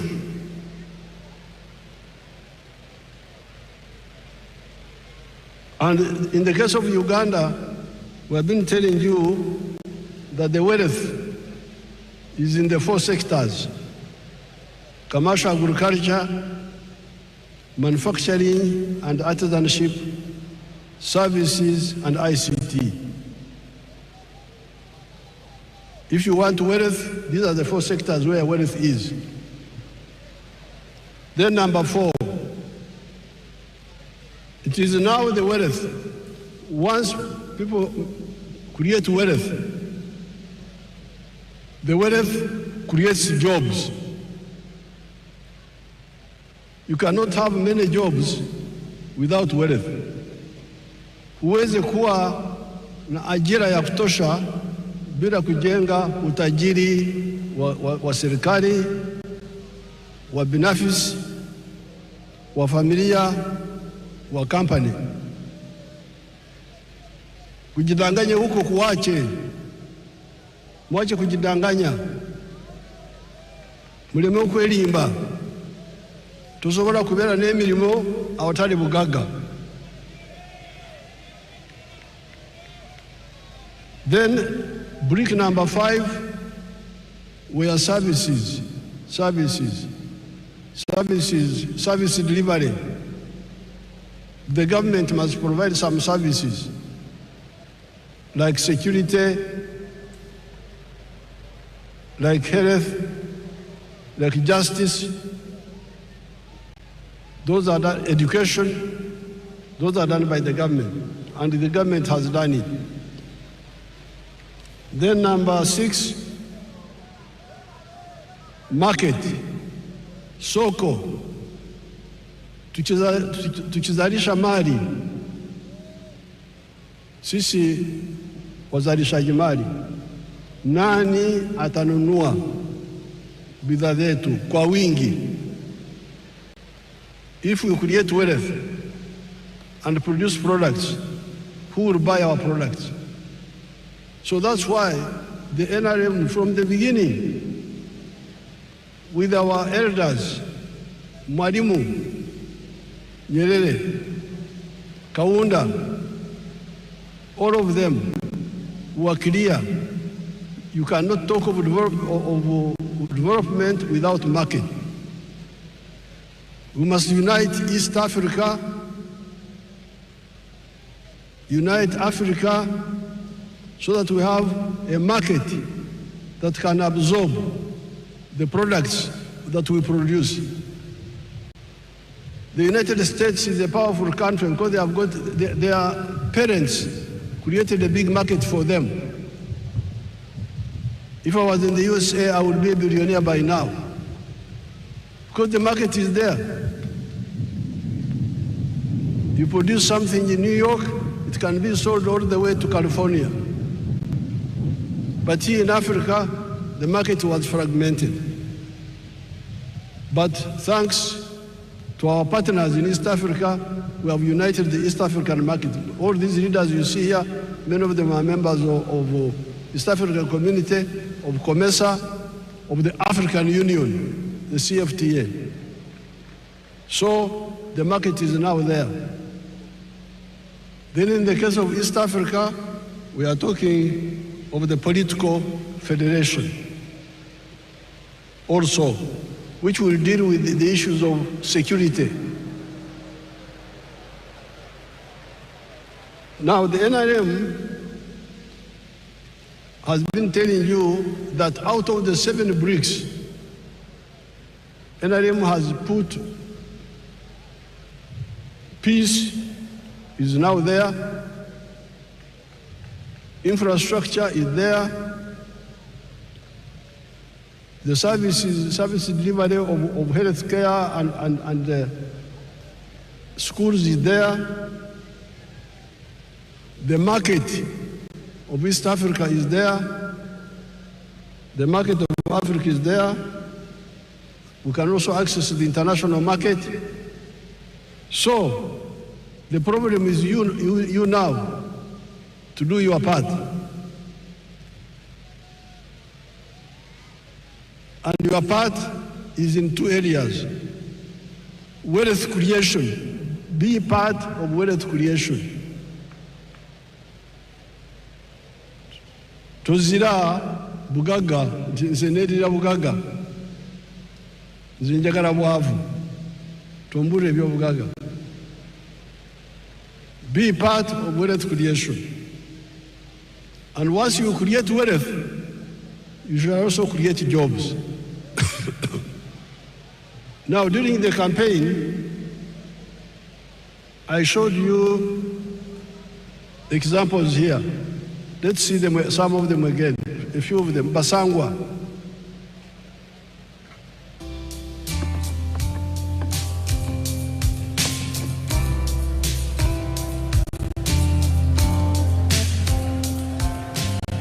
Basangwa Johnson, Managing Director wa Jaka Poultry Farm.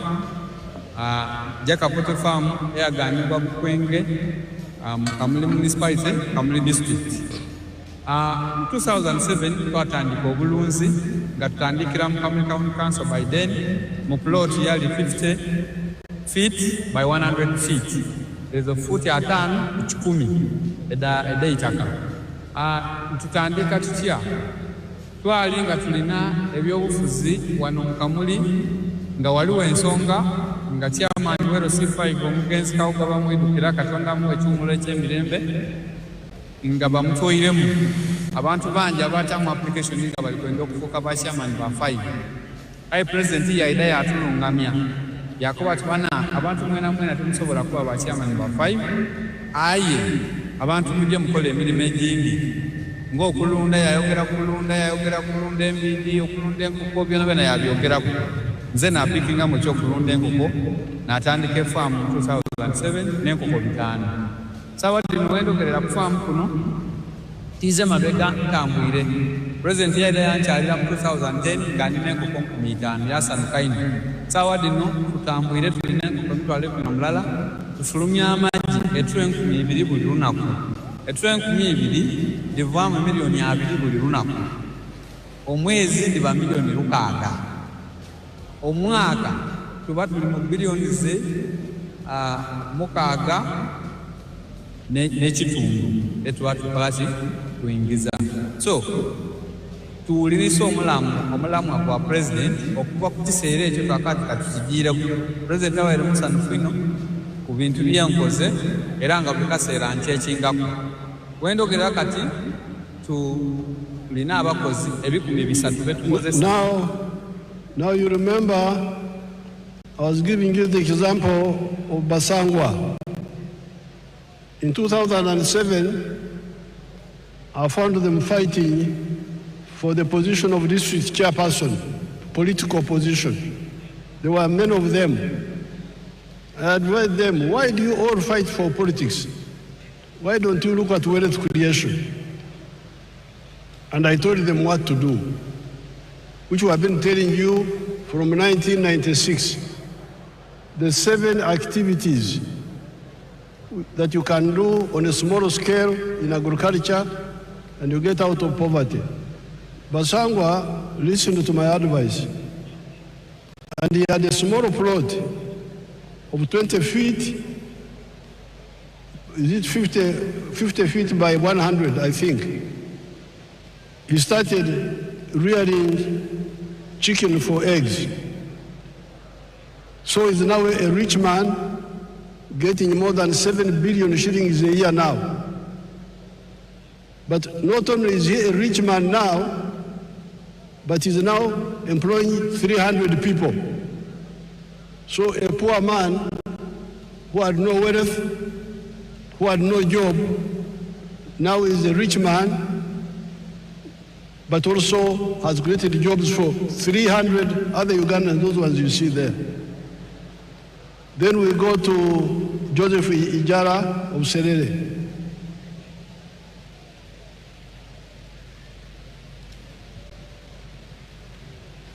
Hello, my name is Joseph Ijala.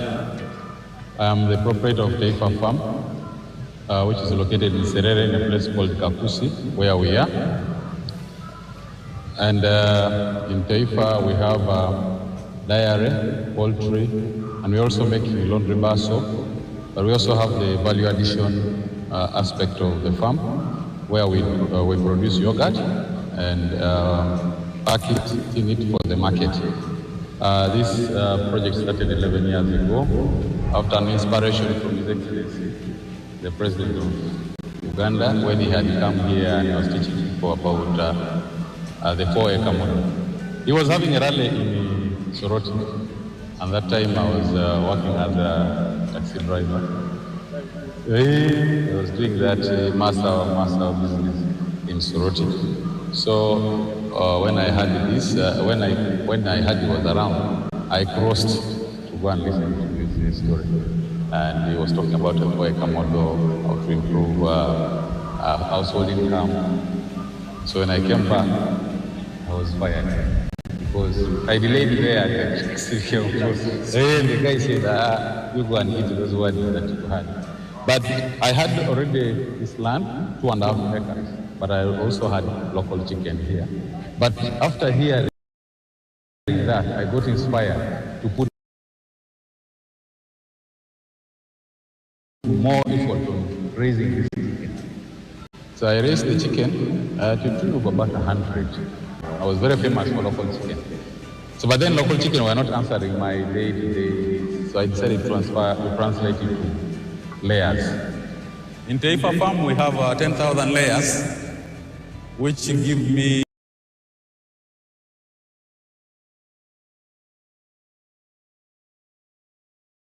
about 300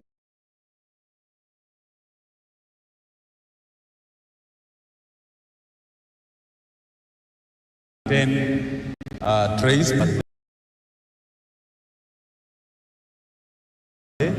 and each tray goes at was in little money.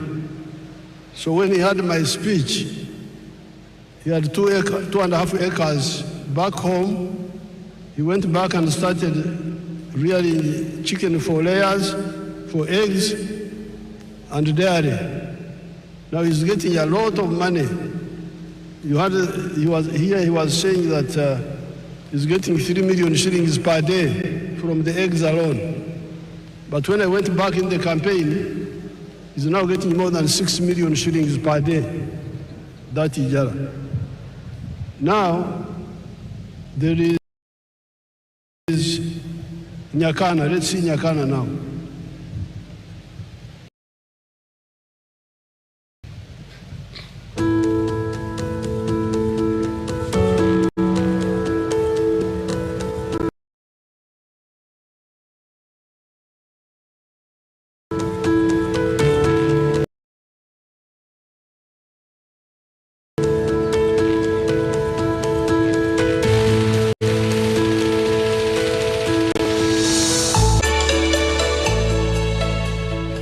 My name is Nyakana Richard from Rwengaju. This village is called Rwengaju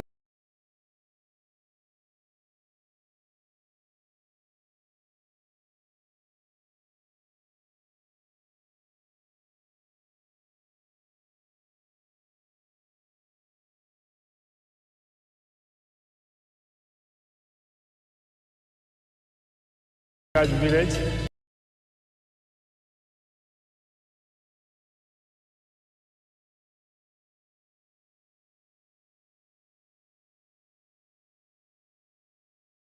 In a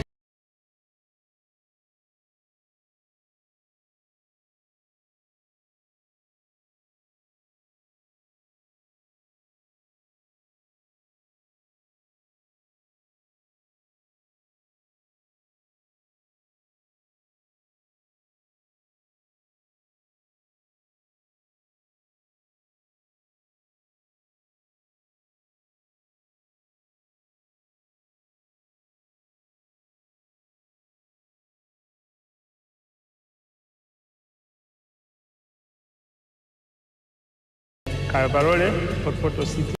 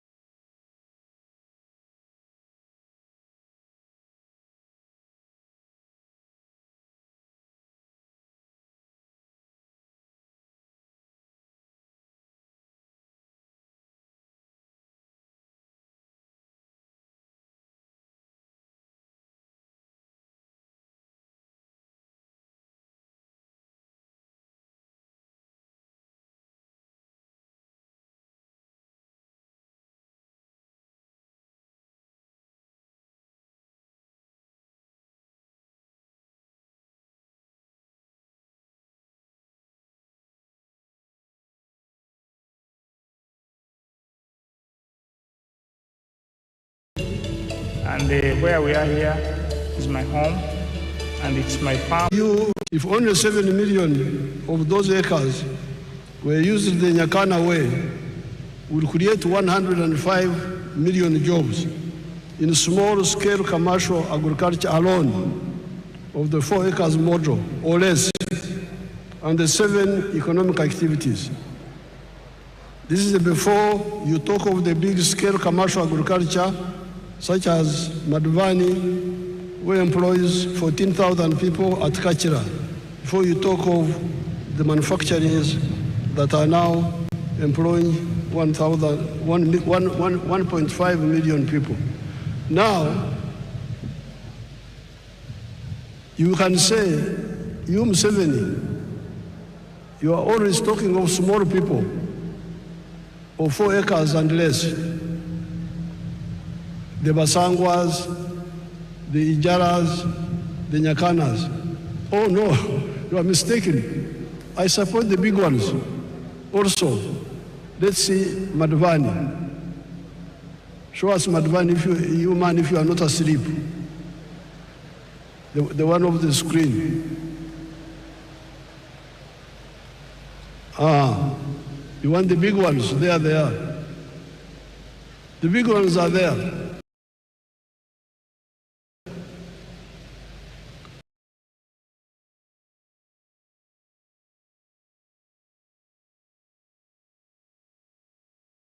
But we struggle with the smaller ones.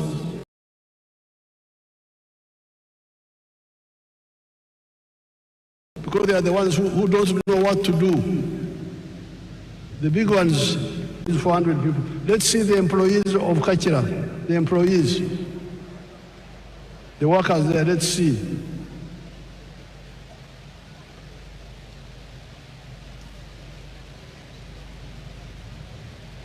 They are employing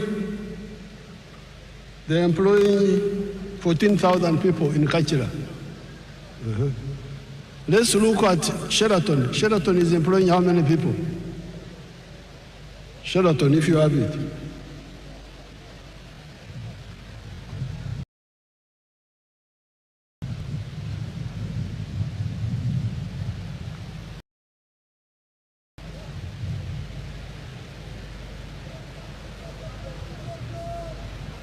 Sheraton is employing 400 people. Let's look at Mbare. Those are employees of Sheraton. See how smart they are.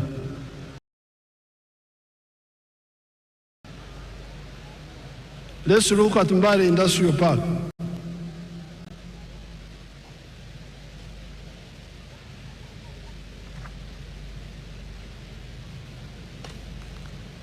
Mbare Industrial Park.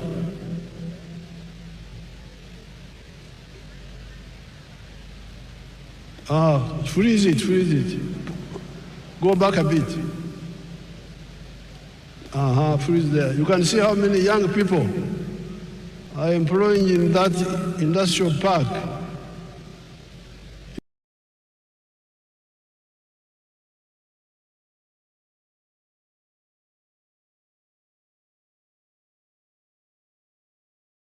It has got now, when I was last there, it had like 80 factories, and it was, I think, in Emirimo, Jivambugaga.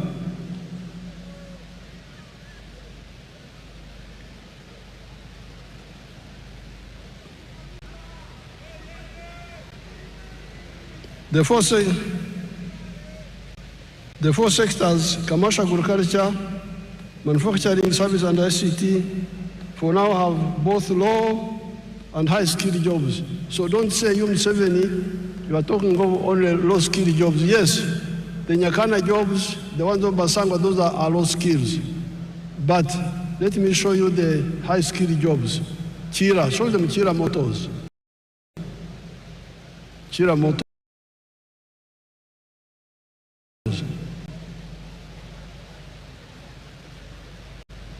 And the Karuma.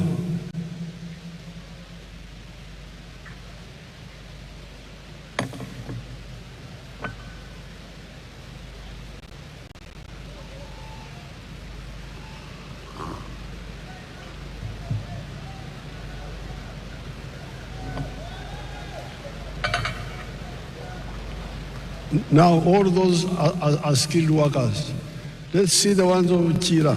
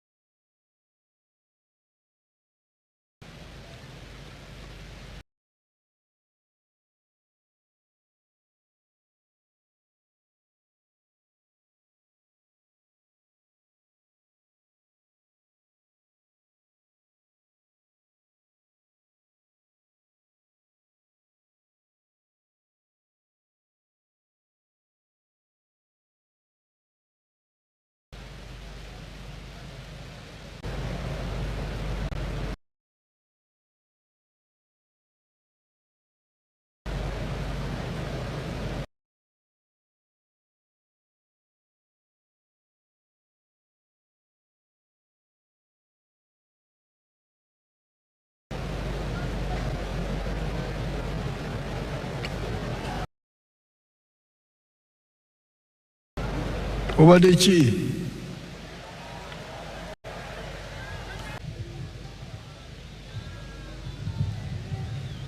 Now those are all high-skilled workers. Let's see what they are producing. Show us the buses.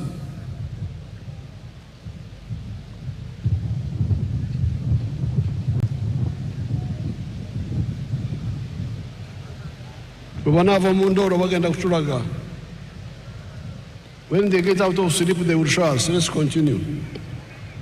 So, those are the buses now, produced by your own people from zero.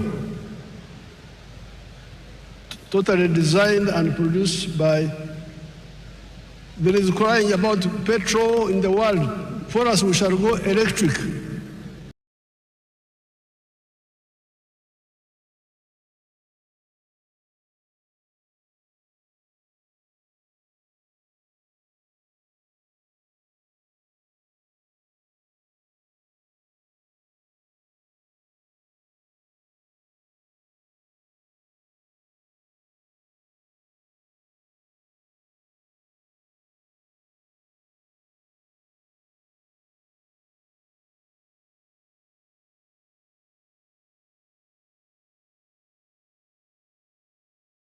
If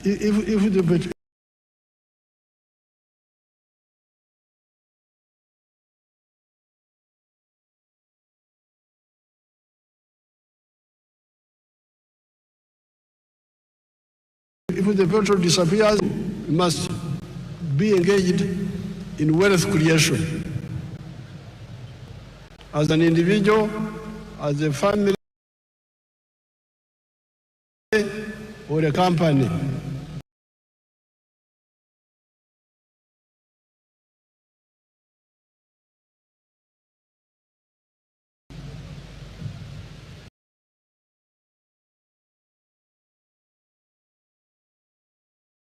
And then the wealth you create, the manufacturing, services and ICT, for now have both low and high-skilled jobs. In 2013, only 32% of the homesteads in Uganda were in the money economy. At independence, in 1963, only 9.4% were in the money economy. On account of the work of Operation Wealth Creation and PDM,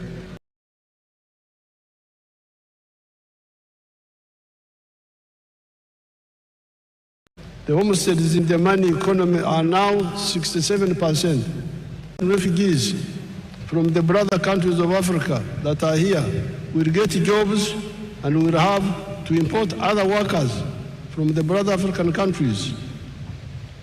With more value addition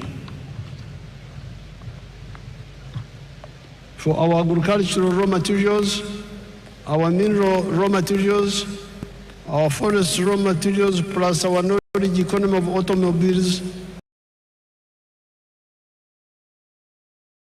vaccines, pharmaceuticals, and electronics. There will be more people in manufacturing, services, and ICT than in agriculture. This is where we need to retune our educational system to concentrate on imparting skills to learners that are needed in the labor market and scale down on random education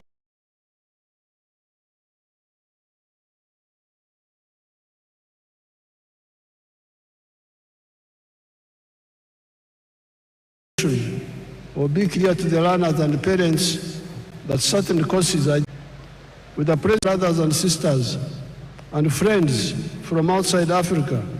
I cannot fail to point out the strategic mistakes many of the African ruling elites have been making for the last 70 years, ever since the independence of Sudan, Khartoum, in 1955. The mistake of exporting unprocessed or semi-processed raw materials of minerals, agricultural products, etc. This is a strategic blunder.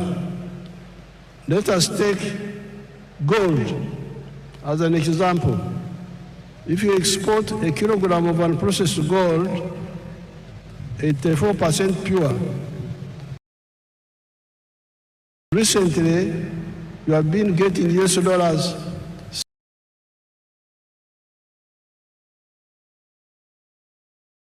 $60,000.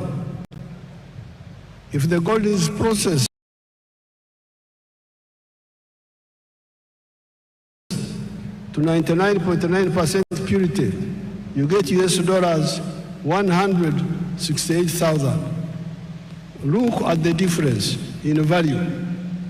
However, you do not only donate money to the outsiders per kilogram of gold, per kilogram of coffee, you also donate jobs. All those refining jobs go to the outsiders. That is not all. At 84% pure, etc. That is one of the reasons Africa's economy has remained stunted 70 years after the African countries started regaining their freedom. Africa is 4 times the land area of the USA.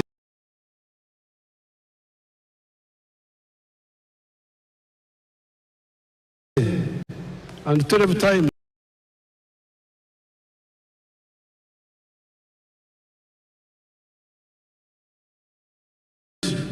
the land area of India, with the $32 trillion, China 20.65 trillion, India USD 4.18 trillion. This hemorrhage must stop. That is where here in Uganda we banned the export of unprocessed minerals and try to get people to address value addition here for all the other raw materials that make profits. In the African economies, we must ensure both vertical and horizontal integration. Africa's GDP should at least be 60 trillion US dollars, if not more. Our friends from outside of Africa should also help us to achieve this.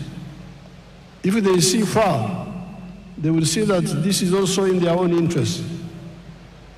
If you are a clever capitalist, why would you want to do business with a poor man with a small purchasing power? I regard myself as a clever capitalist. I produce milk. I want many Ugandans and many Africans to buy my milk. However, they cannot buy my milk unless they have money in their pockets. Luckily, I am both a clever capitalist and also a Christian, as well as a patriot. And I therefore love God with all my heart, and I love my neighbor as I love myself. I'm therefore working feverishly to put money in the hands of Ugandans for them to get out of poverty, improve their purchasing power, and also improve their milk consumption per capita from the present 60 liters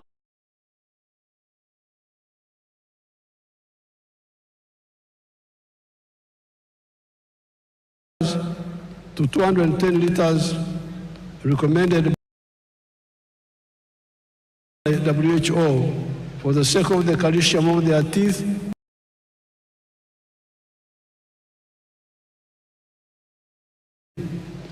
The small enclave economy of the British Times, the economy of the 3 C's and 3 T's, could not get enough workers locally, although it was only covering 9.4% of the homesteads. That is how our brothers from Rwanda, Burundi, Kenya, South Sudan, Tanzania came. You listen to our message and wake up kuzukuka, given our raw materials base of Uganda, the present population of Uganda of 48 million people will not be enough to manage a developed Uganda. In small-scale agriculture, in order to support PDM with zero grazing chicken, pigs, goats, turkeys, sheep, cattle, we must solve the problem of water up to the whole household level, or up to at least the village, where one can use a wheelbarrow to bring the water to zero grazing area. The current woman MP for Ntungamo, the Honorable Jocelyn Kamateneti, has developed an interesting model that uses solar-powered water pumps and wells, Amaziba or Ruzi, in the areas of Uganda that have got Enshuro spring. She uses 8.1 million shillings for a village. The homesteads can then use wheelbarrows to bring water to their homes. How can this model be adapted to the boreholes for the areas with no Enshuro? With fish farming, before I go to fish farming, I wanted to show you Wagagai in Busia, the value addition to gold. If you have it, show it quickly.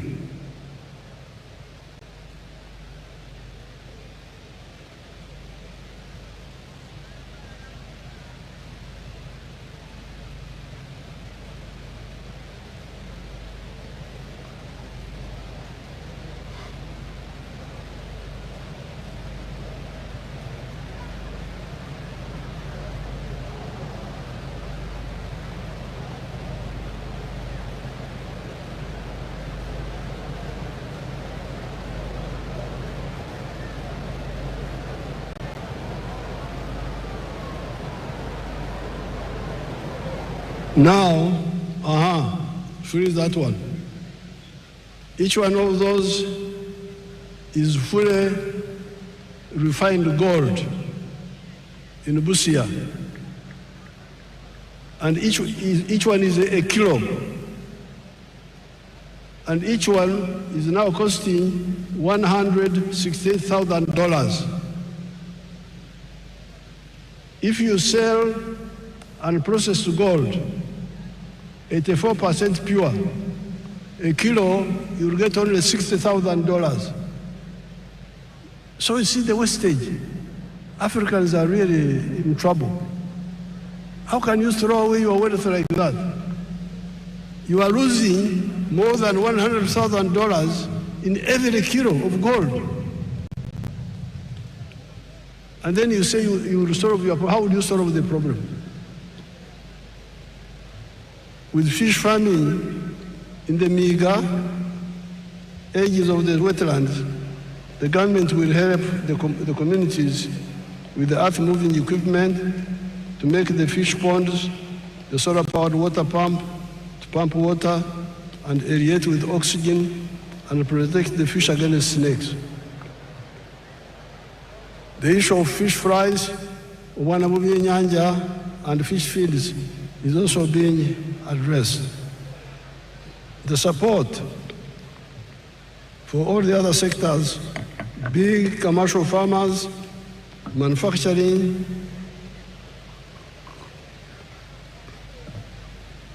artisanship, services, ICT are contained in the government's Fourth National Development Plan, NDP4.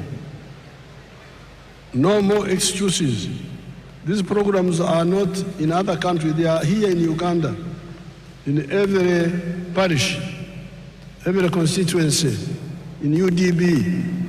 If anybody is diverting the money, you, since 1986, are empowered to deal with him or her because of the democratic local councils, where you are the ones who elect the leaders. Join the parish savings circle and directly participate in the management of the savings circle.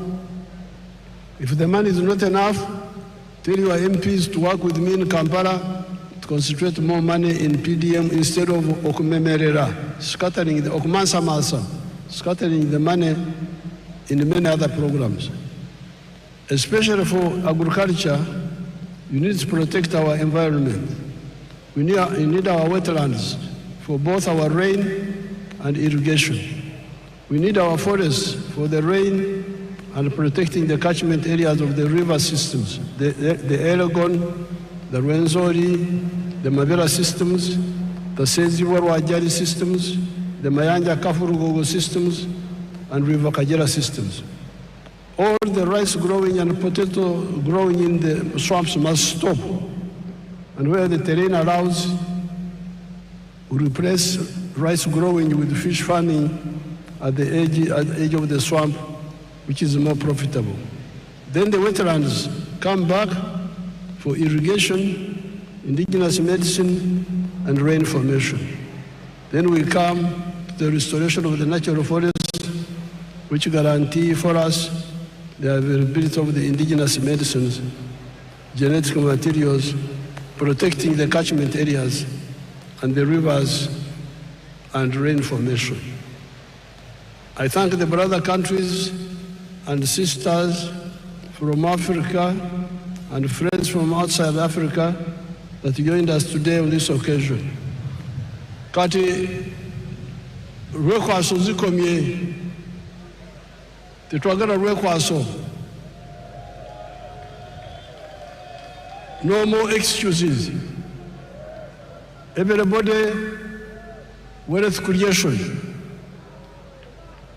Ate obugaga bwe buzaala emirimu. I thank everybody. I would now like to ask His Excellency Ndaishimie, I think we ignore that. Yeah. who is the head of the African Union, Yeah, that's right. but He's also inviting, President of Burundi, the Burundi president. because he's the chairperson of the African Union, to come here and greet you on behalf of the visiting presidents. Thank you so much.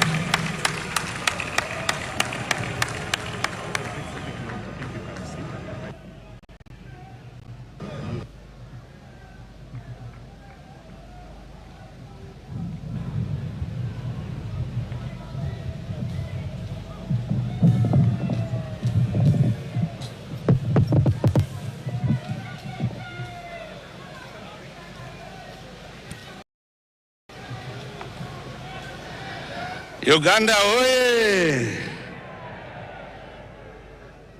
Uganda oye! Your Excellency, President Yoweri Kaguta Museveni, President of the Republic of Uganda, Your Excellency, Head of State and Government, distinguished guests, great people of Uganda, Wariyorcha,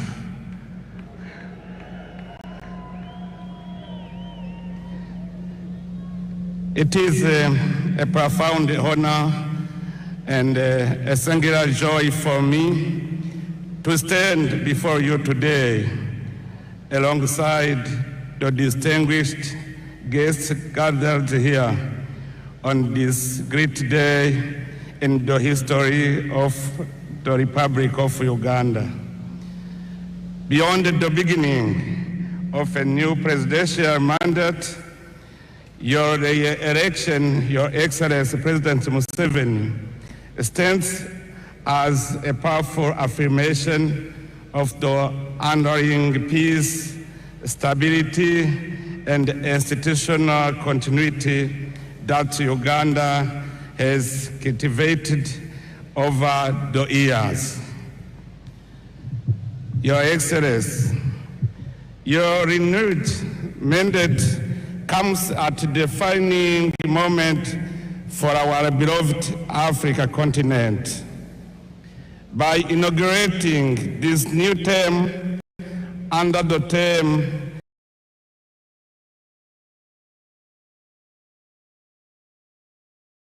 securing the gains and advancement and progress of Africa as a whole.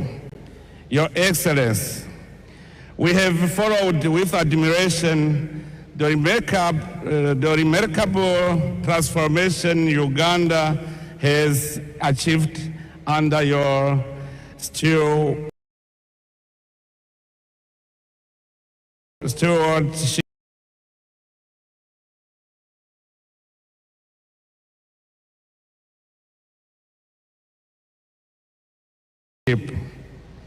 During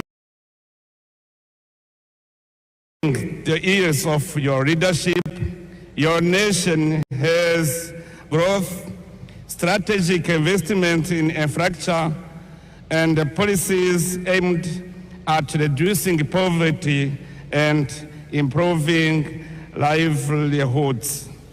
Uganda has steadily positioned itself among the continent's most promising emerging economies. Your Excellency, at this occasion, I would like to pay special tribute to your invaluable contribution to the restoration and the consolidation of peace in Burundi. At a critical moment in our history, your leadership, wisdom, and personal commitment played a decisive role in supporting dialogue, reconciliation, and stability in my country.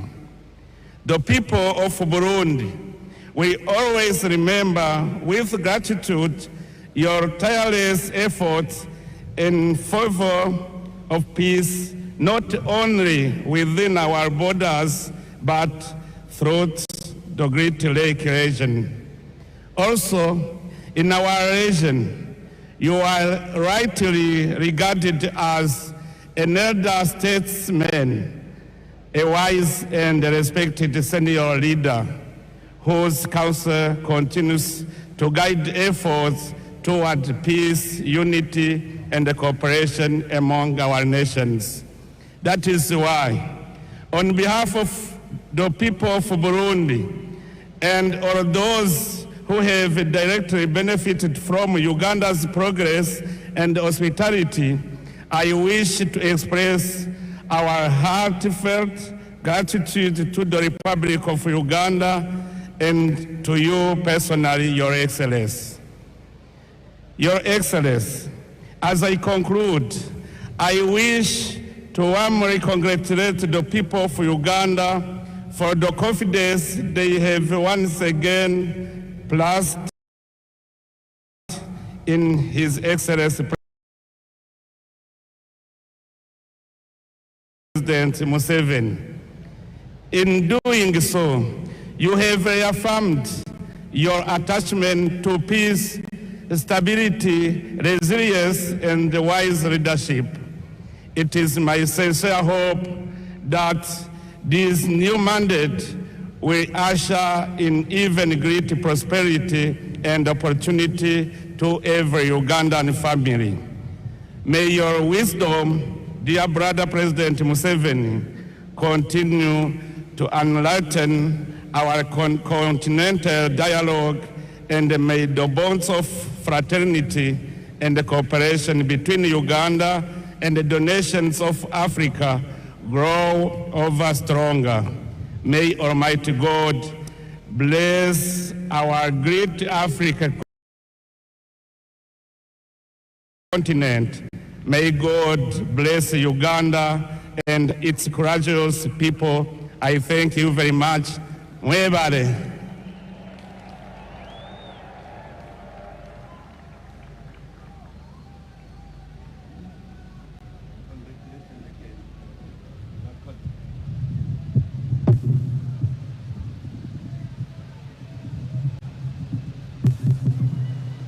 Abarundi barahari.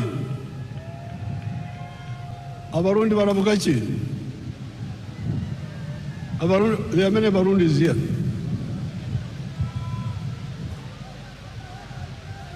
We are now entering Chisanja, no more sleep. And we are entering Chisanja, no more corruption.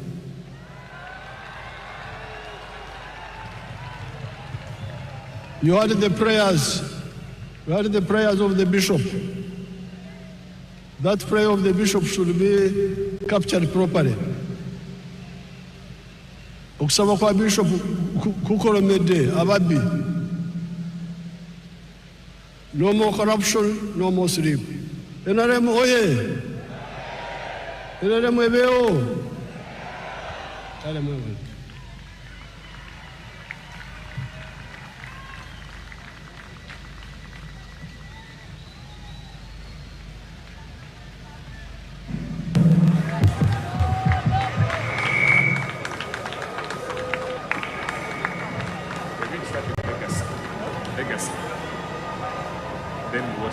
Your Excellency, I would like to thank you for the address to the nation and seek your guidance on how to proceed with the two entertainment items which are on our program. If it pleases you, Your Excellency, I now invite Legacy to make their presentation in less than 5 minutes. And as they are coming, I request all of you to join me again in thanking His Excellency the President for that comprehensive address to us. And very quickly, Your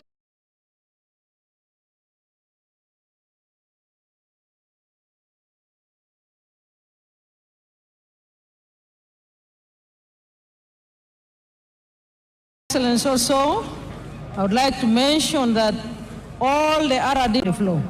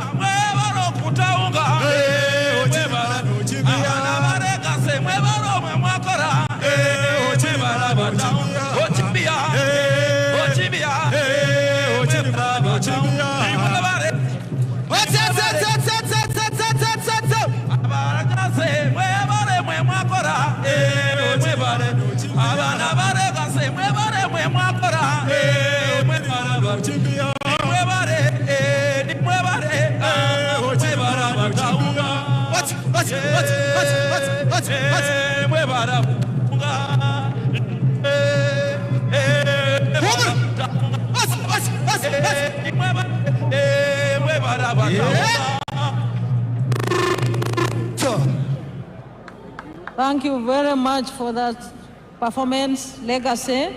May I now invite Weso, and thank you for keeping time. Weso, please come on the stage and entertain His Excellency the President, our newly inaugurated President, and our treasured guests here present. Your Excellency, Weso is now coming on stage also to use less than 5 minutes to entertain you and our guests.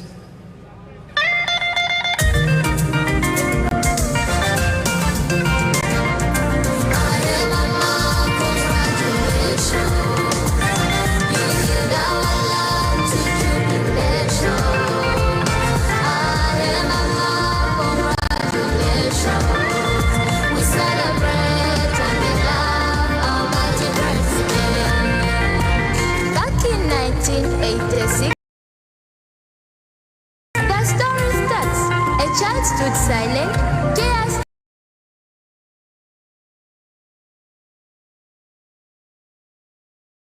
they had no food, no school, no song to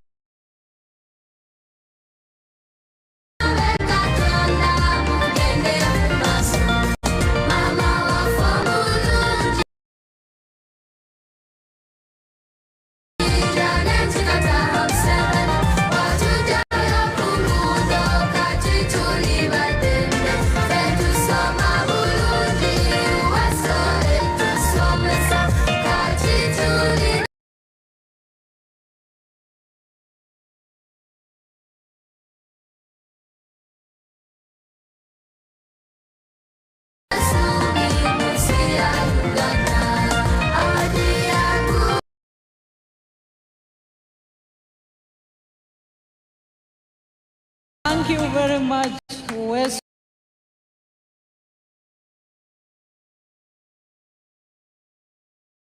So thank you very much for that thematic entertainment song. Excellencies and visiting heads of state, let me now use this chance to thank you once again for your time and patience, and most important, the brotherliness between our country and your countries. Your Excellency and visiting heads of state and government, distinguished visitors, we have now come to the end of our proceedings this afternoon. We shall now have the anthems in reverse order. Band Commander.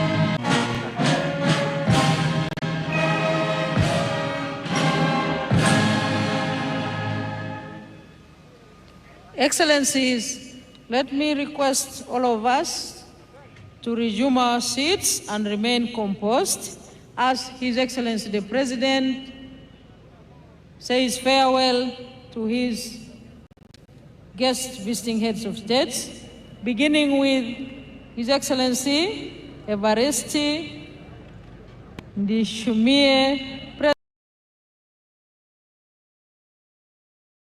President of the Republic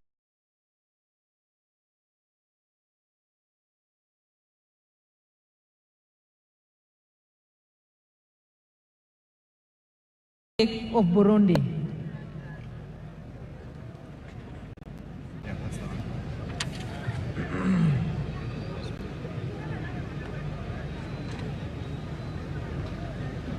His Excellency the President of Burundi is departing, and next is His Excellency Hassan Sheikh Mohamud, President of the Federal Republic of Somalia. From the Kololo National Ceremonial Grounds, as President Yoweri Museveni is saying goodbye to a number of dignitaries, including heads of state and government, as you could see. And of course, those are some of the heads of state that have been part of this particular swearing-in ceremony. When you look at some of the names, if I'm to take you quickly through some of the names that have been part of this swearing-in ceremony, we've had South Sudan President Salva Kiir Mayardit, who arrived on Sunday. Even before other presidents, there was Brahim Ghali of the Sahrawi Arab Democratic Republic, Taye Atseke Selassie from Ethiopia, Somalia's Hassan Sheikh Mohamud, president there of Somalia. And then we've also had President Felix Tshisekedi of the Democratic Republic of Congo, who has also been in presence. And of course, the Vice President of Zimbabwe, Constantino Chiwenga, Equatorial Guinea's Prime Minister, has also been in presence at the Kololo National Ceremonial Grounds. And of course, some of the key takeaways here is why we are here with Shamim Naiga to really look back at what this event has been all about, and then to also prepare you ahead of this term that will be